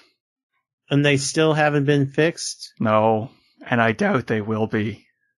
Because I don't know when the last time this game was patched, but it did not receive a patch the entire time I was playing it for all of pretty much December. Okay. And some of January, I think. But I've fallen through the floor in the world. Ugh. And I can no longer blame your Xbox. You have a Slim now. Yeah. I can no longer blame your funky. That's right. I keep forgetting to talk about that. We'll talk about that immediately after Recore. So, yeah, don't let me forget that. Jeez, every time. All right, anyway. But yeah, I've literally had the system straight up hard lock on me for the game. So I had to restart the entire game. Okay. It's been pretty annoying when I was playing Recore. All right, and the issue comes from there is a good game in there. Mm-hmm. But it is so rough and so unfinished that it is a damn shame that they did not have more time to work on that game. Because that game could have been a super, super gem. But it is still so rough. There's literally an entire set of robot parts for upgrading a robot frame that you never get. They're in the menu. You get those pieces from other robots that you take down. All right, so for those who don't remember, this game is kind of like a Metroid-style RPG with a twinge of open-world areas, but they're more sectioned off in between load times, and the load times are still rather long, even on Slim. Yeah. Okay. So, it's got a little bit of. It's a third-person action adventure where you're running around as Jules, right? Was her name? I think that was her name. I forget. Yeah, Jules. She has been sent to this world along with a bunch of other engineers to try and terraform it so that it can become the new planet for humanity. Because humanity encountered a bit of a problem that does get uncovered over the course of the entire game if you're listening to the audio logs, which are incredibly interesting. That's one of the only things in the game that I'm like, I want to finish this game, but man, I want to actually fill out these audio logs because they're actually really cool and tell a really cool backstory. So I would recommend going after just the ones that are plot relevant. So that's the father, his audio logs, a worker who's transmitting from Earth, and the scientist who came to Far Eden, which is the planet you're on, with the Corebots. Those three are a very interesting story. You get, it's, I mean, you talked about it when you played the demo. It's not a hard game for pretty much the majority of the time you're playing it until you get to the very last section of the game. And then you kind of really need to be almost maximum level. And the maximum level is 30. I finished the game, I think it was level 28 or 29. And it was a little rough, but not too bad. The problem is, unless you're seeking out the prismatic orbs, of which you need 40 to fully finish the game, and that's to actually get the final cutscene. Unless you get those 40,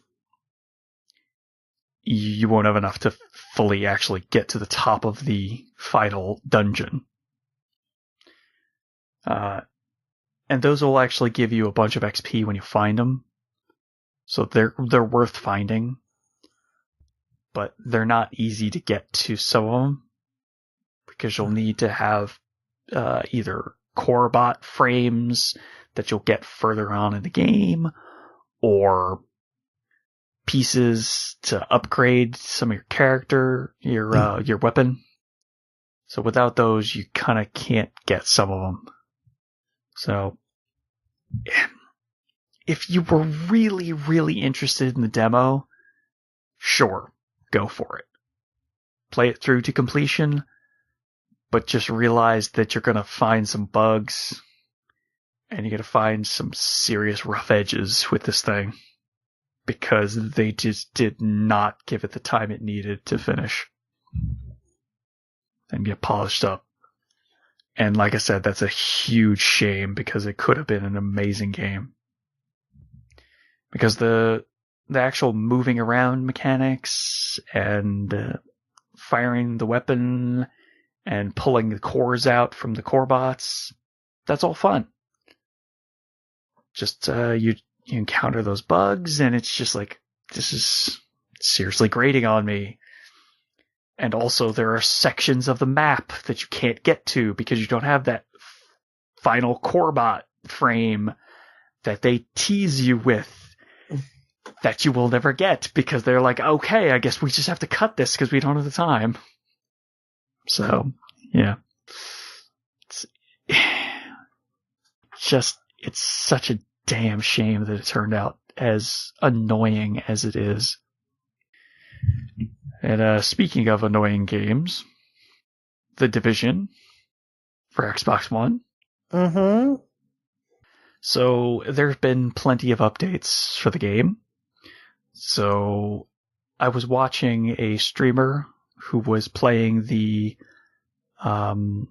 DLC, its name I can't remember, but the DLC is essentially you are loaded onto a helicopter, you're trying to go past the you're trying to get ahead of a winter storm that unfortunately catches your helicopter off guard and sends you crashing down. So you're left in the cold, freezing to death, with nothing but your pistol. You barely have enough clothing to keep yourself warm for any minor amount of time, so it's a survival mode. And it's a really, really cool mode, and it sucks that it is something that you have to pay for. Mm-hmm. But it is probably the most interesting mode in that game. Once you're done with the full campaign, that is. So because of that, because I was watching somebody play that, I'm like, yeah, I should probably go back and finish collecting all the gear and get to the maximum gear level and everything, and see if they've actually increased the enjoyability of the game Unfortunately, they haven't, really, because the shooting still kind of sucks. And most of the weapon types are kind of still garbage, because they kick so friggin' much if you do not have nearly maximum stability. And they are incredibly hard to control based on the rate of fire. So the slower the rate of fire, the easier it is to control, but the longer it's going to take before you kill the target because they're incredibly hard bullet sponges, even after a reduction in enemy health that they did in one of the patches. So, I will say this, they definitely buffed the rate at which you'll get gear that you actually want to use, and gear sets, because I got a lot of gear sets now. Not full sets, but like 2 pieces or 3 pieces in some cases. So, that's pretty good. It's up to that point. Still, it does have that minor issue of, most of the guns are kind of not fun to use. And an entire class of guns, the shotguns, are kind of guns you don't want to use because the moment you get close to somebody in that game that's an enemy, they will literally nuke you. So, why you'd want to use a shotgun, I have zero friggin' clue. So, yeah, the movement of when you're snapped into cover and somebody's running up on you with a shotgun to try and get out of cover, it's still a little too hard to do that. And still gets me killed way more than I would like. Yeah. So, again, so close. If they have another game to fully polish this, maybe they can get it right. And maybe they can fix some of the problems that are still in the game. But as is, I'm like, I can't put any money into this, even though I really would love to play that survival mode. It would have been great if that survival mode had been in the game since day one. I probably would have played a lot more. But I hit the max gear cap level. I have enough gear that I could do everything in the game, but I kind of don't want to. So, yeah, no, I'm good on that one for a long time. Alright, then we have some actual good games. One that's been slowly getting better as the years roll on. Destiny. I hit 400 light. What? Continue. I just wanted to challenge that assertion, but... What? It has been getting better. What are you talking about? Okay, I'll give you that. They have literally increased the actual gameplay year over year. It's been getting so much better. Okay, you just spent 10 minutes writing down. The gunplay in Destiny is better than Division, so... By far, it was better since day one. That's why I haven't stopped playing Destiny for more than a month or two at a time. Yeah, it's just I like the story and the setting of Division better. But yeah, no, the story was what kept me playing until the end of that story, at which point I'm like, I don't have really anything else to do. Okay, I'm done. Like I said, I just wanted to chime in there, so continue. Alright, so I hit 400 light level, which is the current maximum for your gear, with my Warlock. At which point I put in a little bit of time trying to get my Hunter and my Titan up to maximum level. They're close. They're upper 90s, upper 390s right now, so next Iron Banner, I think I might be able to finish both of them off and get them to max level.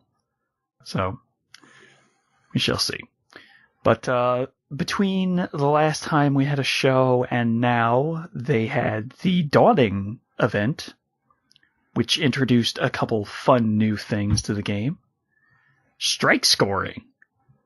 Now, whenever you go into a strike playlist, and it has to be a strike playlist because if you just do a strike from the normal menu, where you go to the planet and select the specific strike you want, you won't get the scoring option. So it'll just be the normal strike.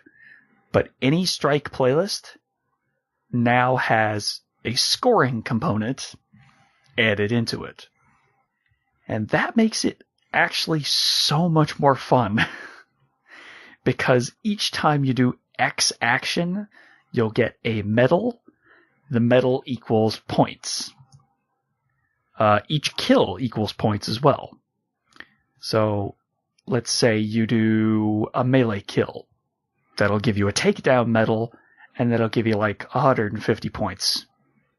I'm just saying that because I don't remember the exact. Yeah, roughly. Yeah, okay, yeah. It might actually be 150, but I don't remember. Whatever, yeah. But ballpark. Yeah, stuff like that will get you medals. The medals add up to your score. The score eventually you'll get to the end of the strike, and at the end of the strike, it'll give you a final total, and you can compete with your friends. Or something. Because there's no real, leaderboards inside the game. So, minor issue. Just a little bit. Little bit. I think there is some way to compare scores on Bungie's website, but you have to go to their website, so it's an extra 100% bigger step than you'd prefer. It'd be nice if there was just leaderboards inside the game. But unfortunately not at the moment. So maybe in Destiny 2? Coming this year, hopefully?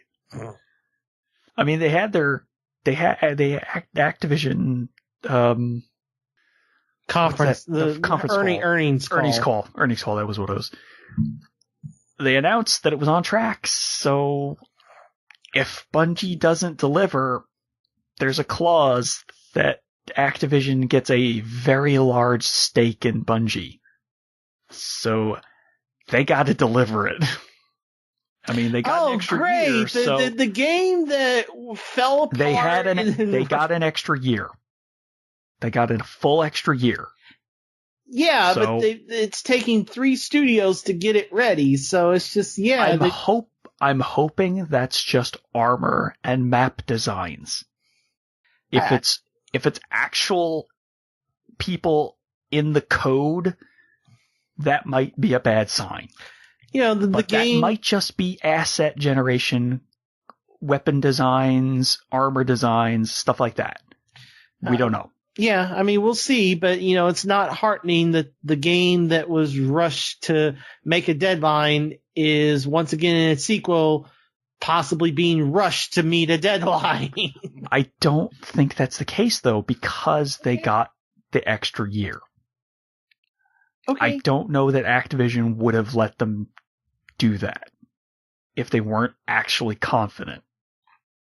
Okay, you are more on that train than I am. It's just an extra bit of incentive to make sure it makes it out in calendar 2017.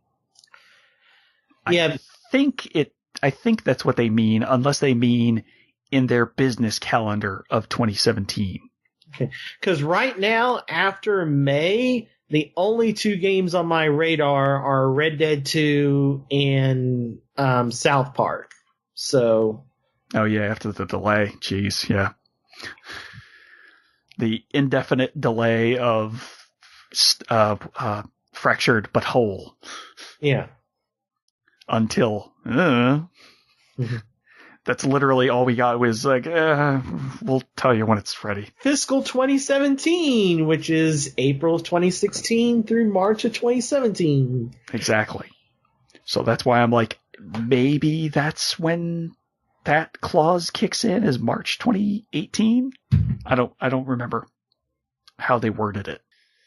But I believe that Bungie can fully make this game, Destiny 2, good from day one. The first game to come out on New Year's Eve. Maybe. We'll see. But yeah, hopefully they're targeting the September time slot. Yeah, because that would be a good kickoff to the full fall season for the game. I'm just trying to be funny, but do remember sometime around Christmas is when Old Republic launched. It was like Christmas week. I remember that. Well, I mean, that's an MMO, and it's also a PC game. Oh, yeah, but I mean, there are similarities. Plus, supposedly, this is being on PC for the first time, the new Destiny. Yeah, there's a lot of rumors going around that we still haven't really had confirmed, unfortunately. Yeah, we'll just have to wait till Sony's E3, I guess, because... Probably. Activision doesn't have their own show. And oh my gosh, let's just... We might as well mention it now. E3? Unless you had something else to talk about. Well, no, it's just, I was just saying like how spread out. It's like, we got press conferences on Saturday now. Wait, what? EA's okay, I didn't even hear about that. Yes, EA's press conference is Saturday. Microsoft's is Sunday afternoon. I would guess that Bethesda's is Sunday night again, probably. Wait, why is Microsoft doing Sunday? Because they're sick and tired of doing their show in the morning and then Sony at night getting all the headlines. Alright, fine. I guess I can kind of give them that, but still. And then EA's like, oh, well, everybody's getting, we've got to have more than a few hours. So EA's jumped to Saturday. Because we don't have to worry about being in E3 proper. And like, they're out in Hollywood now. They're not even anywhere close to E3. They're out in Hollywood. I mean, it's going to be a press conference, so... Well, I mean, they're better off watching it on a stream anyway. Well, right, but what I'm saying is like their EA Play thing, where you can go and, where the public can go and, they had it last year down the street from LA Live or whatever. Well, I mean, with the news that E3 is opening up to at least a small number of the public, well, they might be enticed to have a small booth at least. They're not. All their stuff is based in Hollywood right now. Like they're nowhere near downtown LA. I don't know. We haven't heard finalized exhibitors for the show, so I don't know yet. Yeah, and that cost, woof.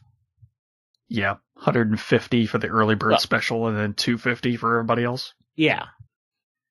Whereas $150, yeah, not exactly cheap. Yeah, well, I mean, a PAX is $150, and that's a much better.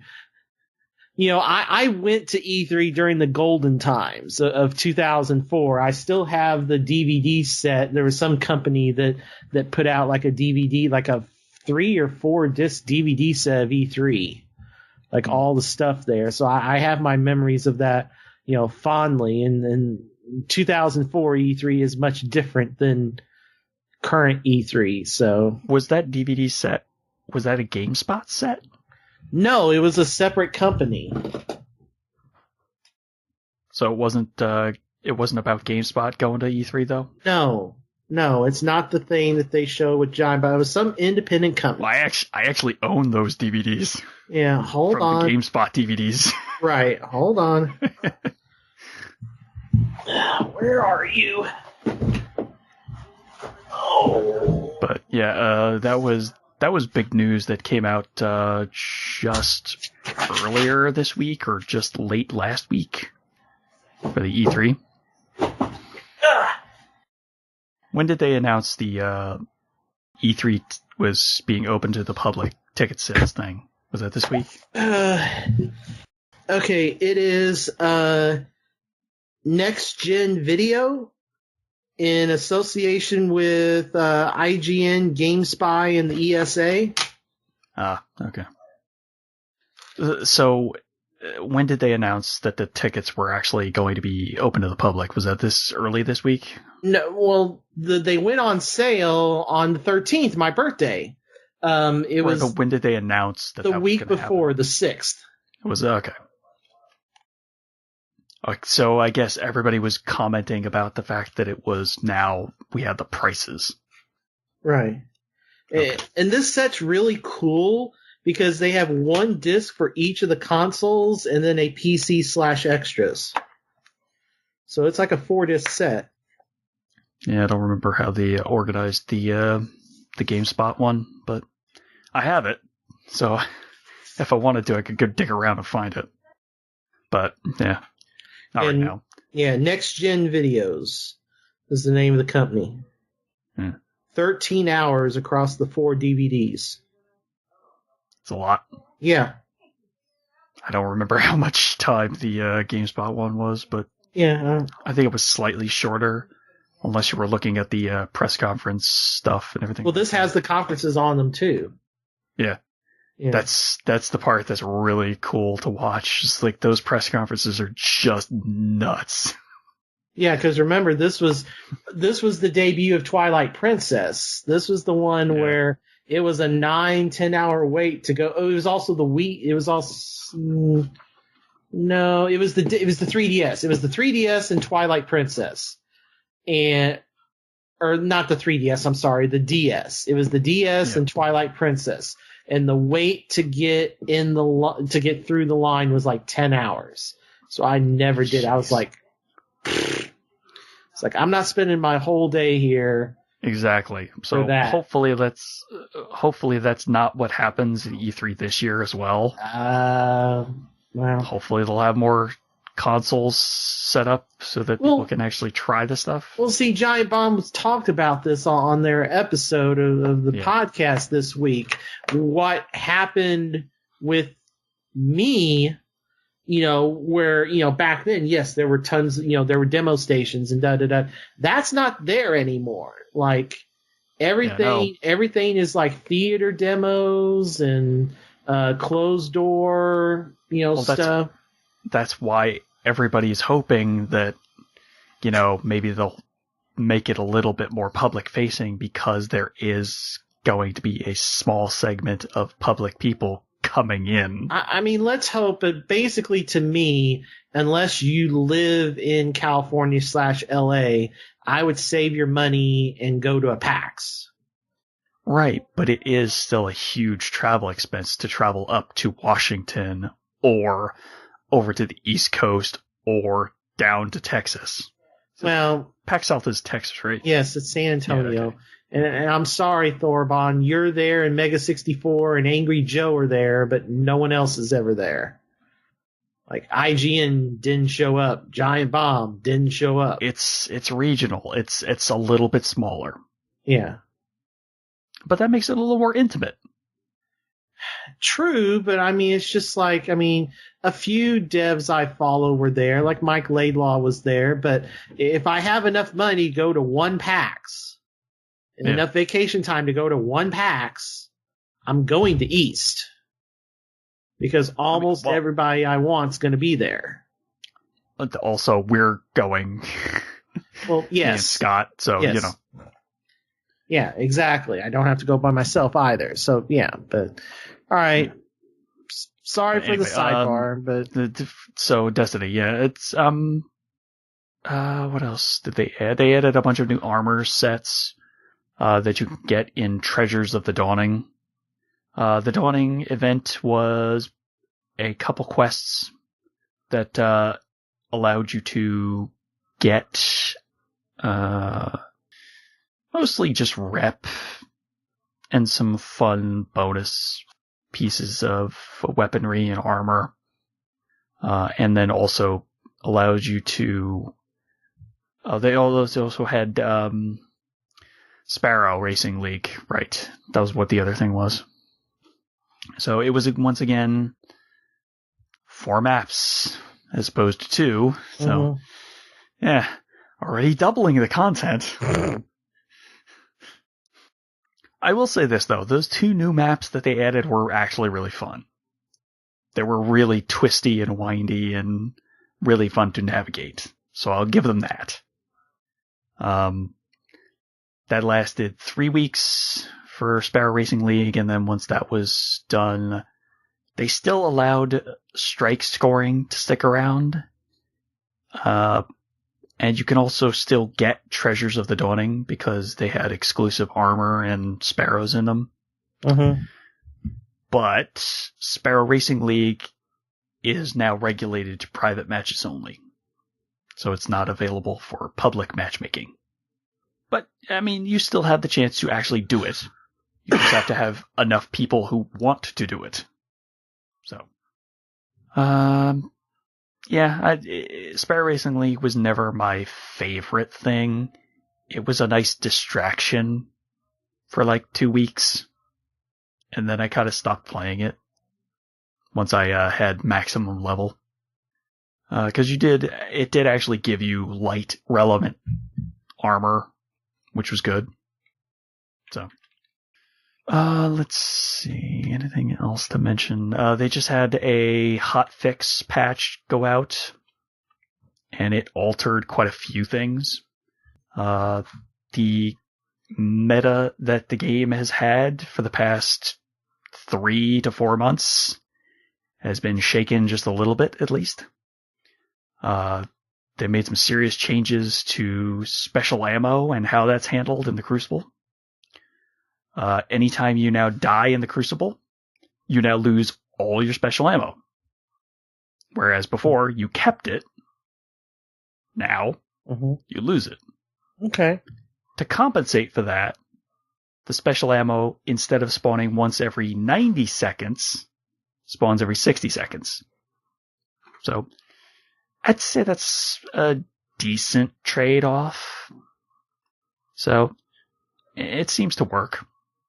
Then they also changed a couple class perks on different classes and different subclasses as well. Blade Dancer kind of got hit the hardest, but because they don't have as much special ammo running around the Crucible, they decided maybe having the Blade Dancers get all their health back after killing one person with the Hungering Blade on was maybe a little too powerful. So they cut that back to a chunk of health based on how much health is missing. So, yeah. Unfortunately, when they did that, they literally broke every single other perk that gives you health back. So they're aware of that and they're working on a fix that hopefully will be out sometime soon.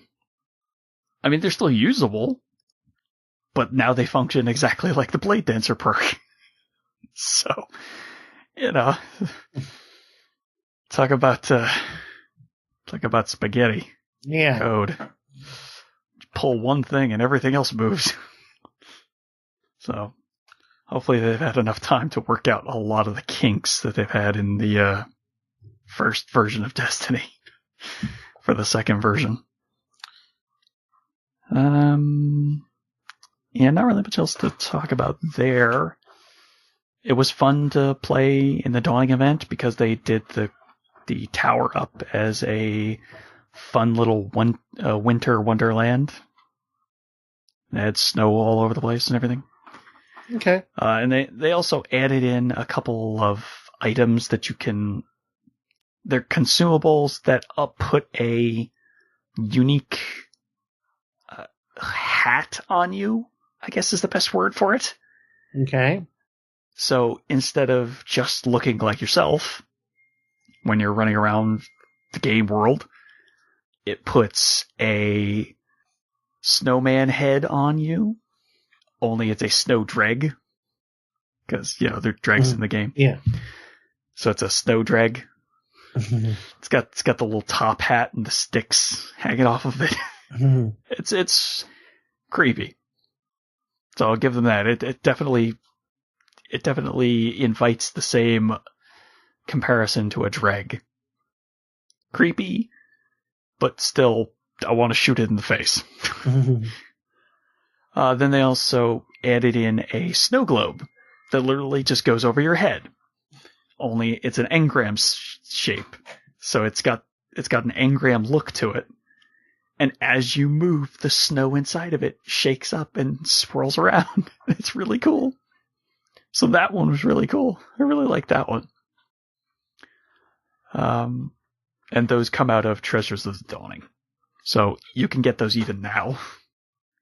Speaking of chests. And yeah, speaking of things you can get out of loot boxes and chests, I played a ton of Overwatch, because there's really not much else to say about Destiny at this point. I'm currently playing it to get specific weapons and... Oh, that's the other thing. Actually, yeah, there is one more thing. The other thing that was introduced in The Dawning, strikes. The strike scoring was not the only thing to be added to strikes. You now have strike chests that appear at the end of the strike. And to open these chests, you get skeleton keys. Usually I get about one skeleton key every 4 or 5 strikes. And these strike chests allow you to get more consistent loot from those strikes, because each strike has loot that's specific to that strike. So it allows you to get a much more likely roll of some of the loot that drops from those strikes. So it's actually really nice that they did that. You can only use one skeleton key per strike, though. A little bit of... It's basically they evened it out. Yeah, that's pretty much all I can think of that they added and tweaked in Destiny up to this point. Yeah, that's pretty much it for that. So, as we were saying, speaking of loot boxes, Overwatch, they had a Christmas-themed event, and they also just did a Year of the Rooster event for the Chinese New Year. Yep. Yeah. The Christmas event, they added a ton of Christmas skins, and they were pretty awesome. The Year of the Rooster event, they added a bunch of Chinese-themed costumes, and they were also awesome. Okay. Overwatch continues to be awesome. What else is there to say? During the Christmas event, they had a playlist called, I think it was Merry May Mint? Yeah, I don't know. Something like that. But the object of that playlist was You're All May. Oh, that's right. No, it was Snowball Fight. So you're in the game as May, and you have an altered set of abilities. So instead of normally having your ice cannon that shoots out a beam that freezes people, you would just shoot a snowball. And it was a one-hit KO. Okay. One hit knocks out you and your opponents.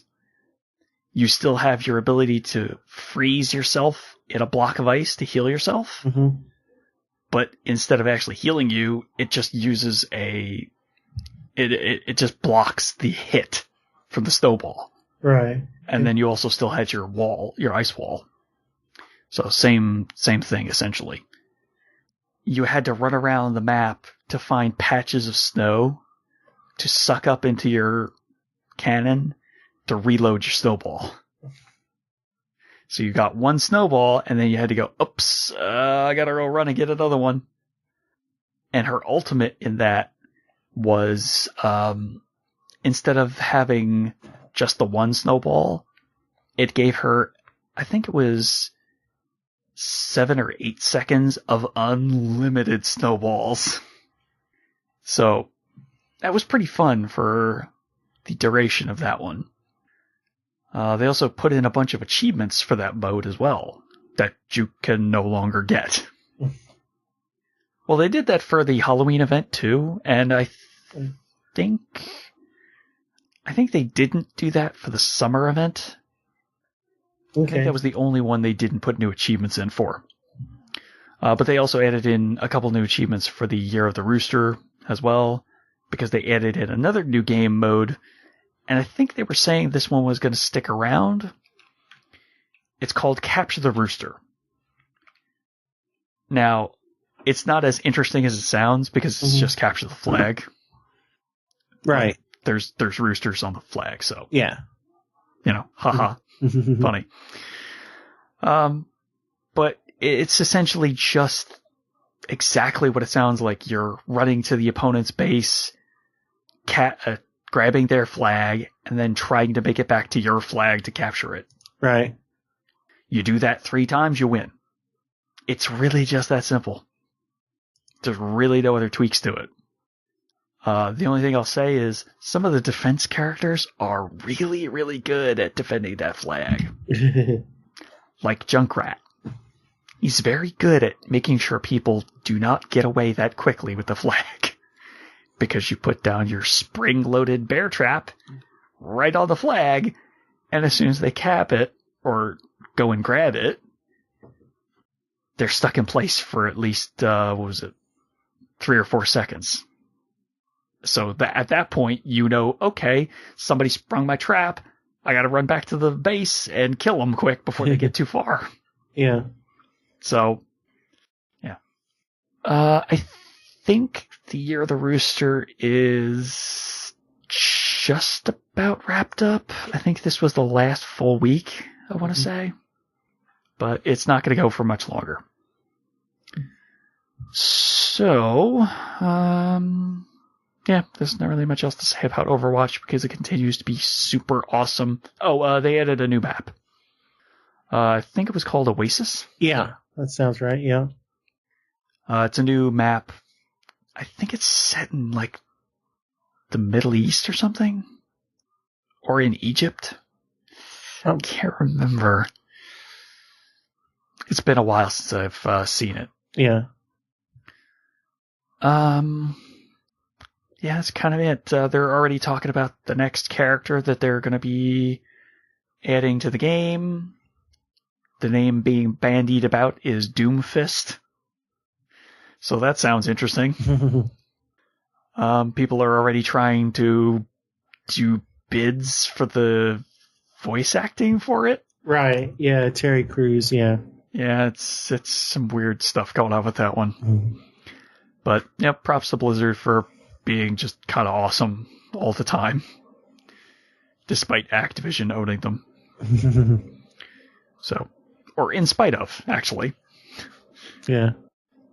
Alright, and then finally, the last amazing game that I was playing and fully finished was Doom, the 2016 version. Because now you have to actually say Doom 2016 if you want people to know what you're talking about. Right.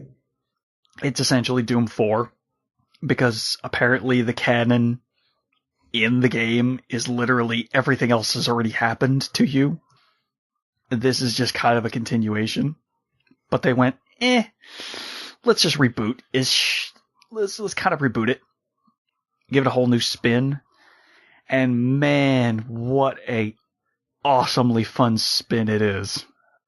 That game is amazingly butter smooth from start to finish. I loved every damn minute of it. From running around bars to going into hell. It is a joy to play that game. A joy. It continues to be an amazing first-person shooter. That campaign is totally worth $60, even if you can't find it on sale. So, seriously, you're most likely going to find it on sale. Yeah. But that campaign is totally worth it. I mean, yeah, there's other stuff that you can do, like the snap map stuff, and that stuff's actually interesting. I went in and did a little bit of snap map stuff. Mm-hmm. There's some maps in that are really well made. There's actually story-based maps, and those are interesting. Those will, vary in quality, obviously, based on the creator. But Snap Map's actually a really fully featured level builder. And people have done some interesting things with it. Now, if all you're interested in is the campaign, then obviously yes. That part you can just completely ignore. Same thing with the multiplayer. Didn't even touch the multiplayer. Don't care. I have other multiplayer games I'm interested in right now, like, Overwatch and Destiny. So, as soon as I got done with the campaign, I'm like, yep, nope, I'm good. I don't need to have my 70 gigs installed for this game right now. I'll just delete it and keep the disc for now. So, yeah, oh man, that story is just a ride from start to finish. There's collectibles that you can hunt around for that actually do give you bonuses, because they'll give you bonus points to spend on upgrading your weapons or upgrading your armor, or even upgrading your base ability, like your health, armor, and ammo capacity. So it's actually worth hunting around for some of these secrets. Yeah. That game was masterfully built. Oh my god. And it almost fell completely apart. The story that it tells is so self-serious at times, but just such a joy to play. Because it takes itself so seriously that it jumps over itself and bends backwards into being hilarious. It's amazing how they did this. And it's just such a great game. The lore that they built into this game, oh, it's so fun. The codex entries are just great to read because they're actually super serious. And you're like, who in their right mind as a scientist in the game would do this? Why would you do this? Are you insane? And that's such a great feeling. Because you're literally looking through the eyes of the Doom guy, the Doom Marine. Right. And you're like, you're all idiots. Why would you do this? You cannot trust demons like this. You're sucking demon energy out of hell. What did you think was going to happen? So, you wake up as the Doom Marine and go to work immediately within the first minute, setting out to completely annihilate every single demon that runs into you. And you are an ultimate badass if you know what you're doing. The object of this game is never, ever stop moving. Because if you want to get health, you run up to somebody and you kill them. Right. They will drop some health. If you stun them first, you can run up and melee them for a glory kill, which drops even more health. And sometimes you'll get a little bit of ammo out of it. Usually it's just enough ammo to keep you going. Yeah.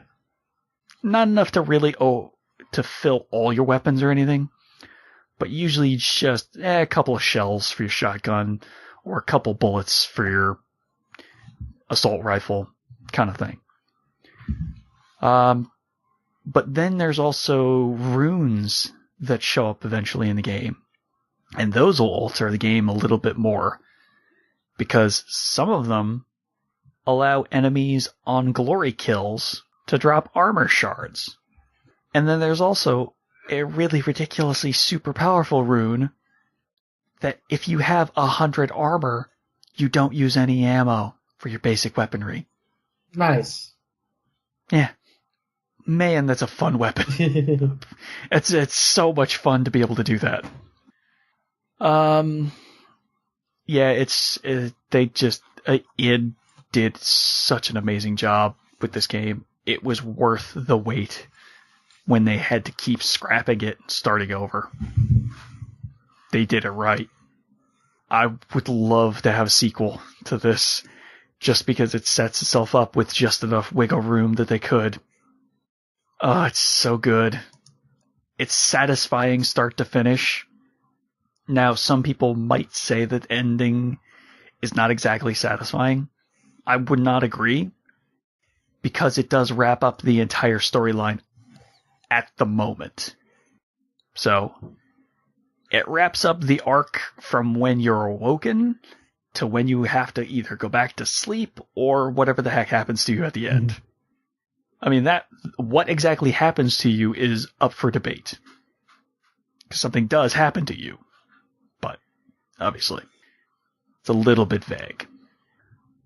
Yeah, it's such a good game. We are going to have some things to talk about when we go to do the awards on the next episode. Yeah, I don't know. That's really all that I have to say about Doom. It's just an amazing first-person shooter. They really did show that Doom is the granddaddy of all first-person shooters for how to do a first-person shooter campaign, that's for sure. Teaching people even in 2016 that, yes, you can make an amazing first-person shooter campaign that is good on its own without any need for multiplayer or anything else. Alright, so, I mentioned that I got the Slim Xbox, huh? And this will be the last thing that we mention and wrap up the show with. I went and picked up a blue special edition Gears of War 4 Xbox One. 500, the Xbox One S. Yeah, the GameStop. The 500 gig. Yeah, GameStop. The 500 gig GameStop exclusive one. Yeah. I got a pretty good deal. I had a lot of credit. So it was worth it. Well, good, because at least now, I mean, it won't be random, you know. I can no longer just say, well, it's your Xbox that's doing it, because we have the same one. Exactly. Well, same model. Yeah. But I don't think it's the same color, is it? No, I got the Halo. I mean, the Halo Madden was all that was available at that time. I just got the Halo one, and I sold the person I sold my Forza system to, I sold him the Halo codes as well. Right. Yeah.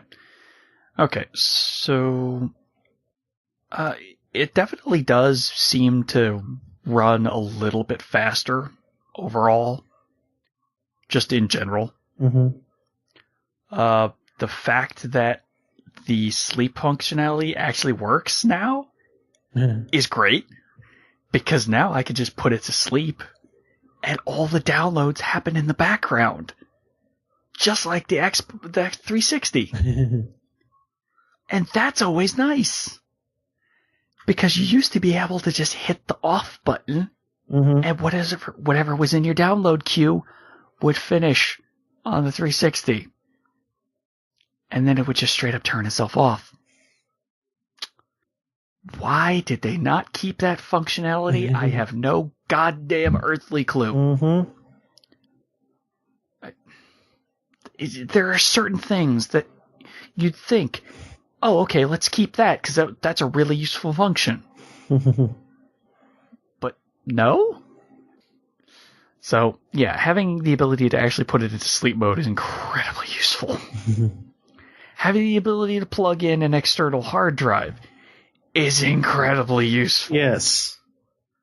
Because now I have my 2 terabyte external hard drive set up as my primary drive. So anything I download now downloads to that. So, it's nice and helpful. The only thing that I'm not 100% in love with is the controller. The bumper buttons are way easier to hit by accident than they were on the original controller. I don't know why. I think the controller is just a tiny, tiny bit smaller. Like, almost imperceptible. but I think it is just slightly smaller. And that kind of alters the feel of the controller, because I actually really, really like the base Xbox One controller. It was a really good feel. It felt solid. It felt good. It seemed like it was just perfect. I didn't think they were going to get much better than the 360 controllers. I thought hopefully, to be able to make the sticks last longer, which it seems like they did. Because I haven't had any stick go dead on me at all so far. So I'm having a lot better luck with this one than I am with the other ones. What else? Oh, I'm going to be surprising Scott this weekend with his brand new system. Okay. Because I didn't actually trade in the old one. Right. So he gets to experience the fun of having the system base, but he still gets his free system out of it. So yeah, let's wait and see how he reacts. Yes, I am curious. Yeah. I have a feeling he'll be on Twitter talking about it once he gets it over the weekend here. Yeah. But also on the tip of the controller, they put in a 3.5 millimeter headphone jack. Yes. And they kept the same headphone connector for the headset that came with the original system. Yeah, just in case you needed it, yeah. In case you needed it. And I did during one night where people were inviting me to go play some Division with them until I couldn't get the headset to actually connect. So I had to go out and get a 3.5 millimeter connection headset, which Microsoft does not officially make.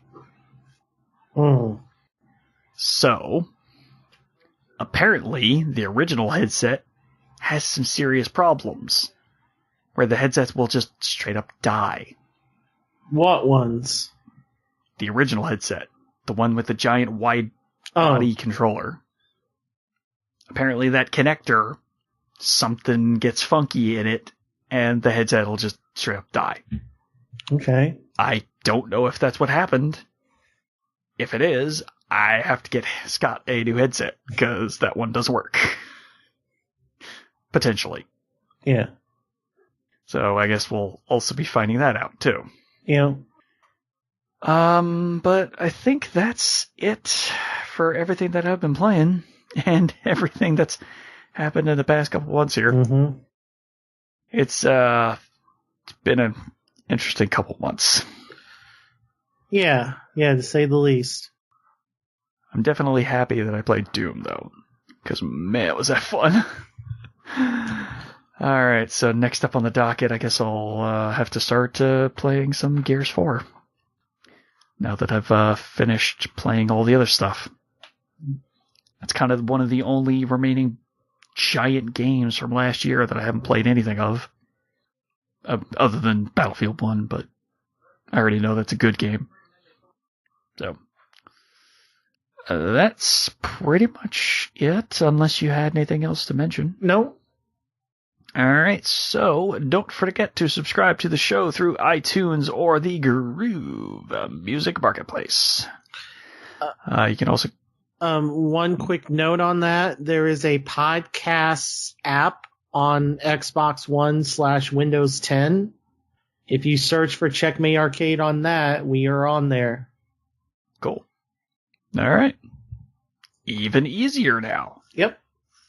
Now you don't have to go to the Groove Marketplace if you want to get us. Yep, just download. It's just called Podcast. It's like Podcast / beta. It's in the app section of the Xbox One.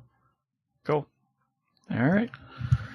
We are also on your smartphones in the version of Stitcher Radio. You can catch us there if you have a smartphone. Or iTunes. Yeah, you can also get us on iTunes on iPhones as well. Even though I don't know why you would use iTunes on your iPhone, because man, that thing is clunky as hell. But anyway, You can also find us on Facebook, Checkmate Arcade, 2 words, or you can follow us on Twitter at Checkmate Arcade, no spaces. You can also follow us individually at Dark Boss Man for me, At MSU Hitman for me. and that's gonna do it for this very belated episode. That was almost entirely my fault that it took this long to get done, because I've been trudging my way through the bowels of hell with the Doom Marine. My name is Stephen Boss, the Dark Boss Man. And what wonders will I see soon in Horizon Zero Dawn on my PS4 Pro? I'm MSU Hitman Jason Billingsley. I'm so jealous of you right now. I want that game so bad. I want my robot dinosaurs and animals. They look so awesome. And maybe we'll see you on live PSN and maybe even on the net. Peace out, everybody.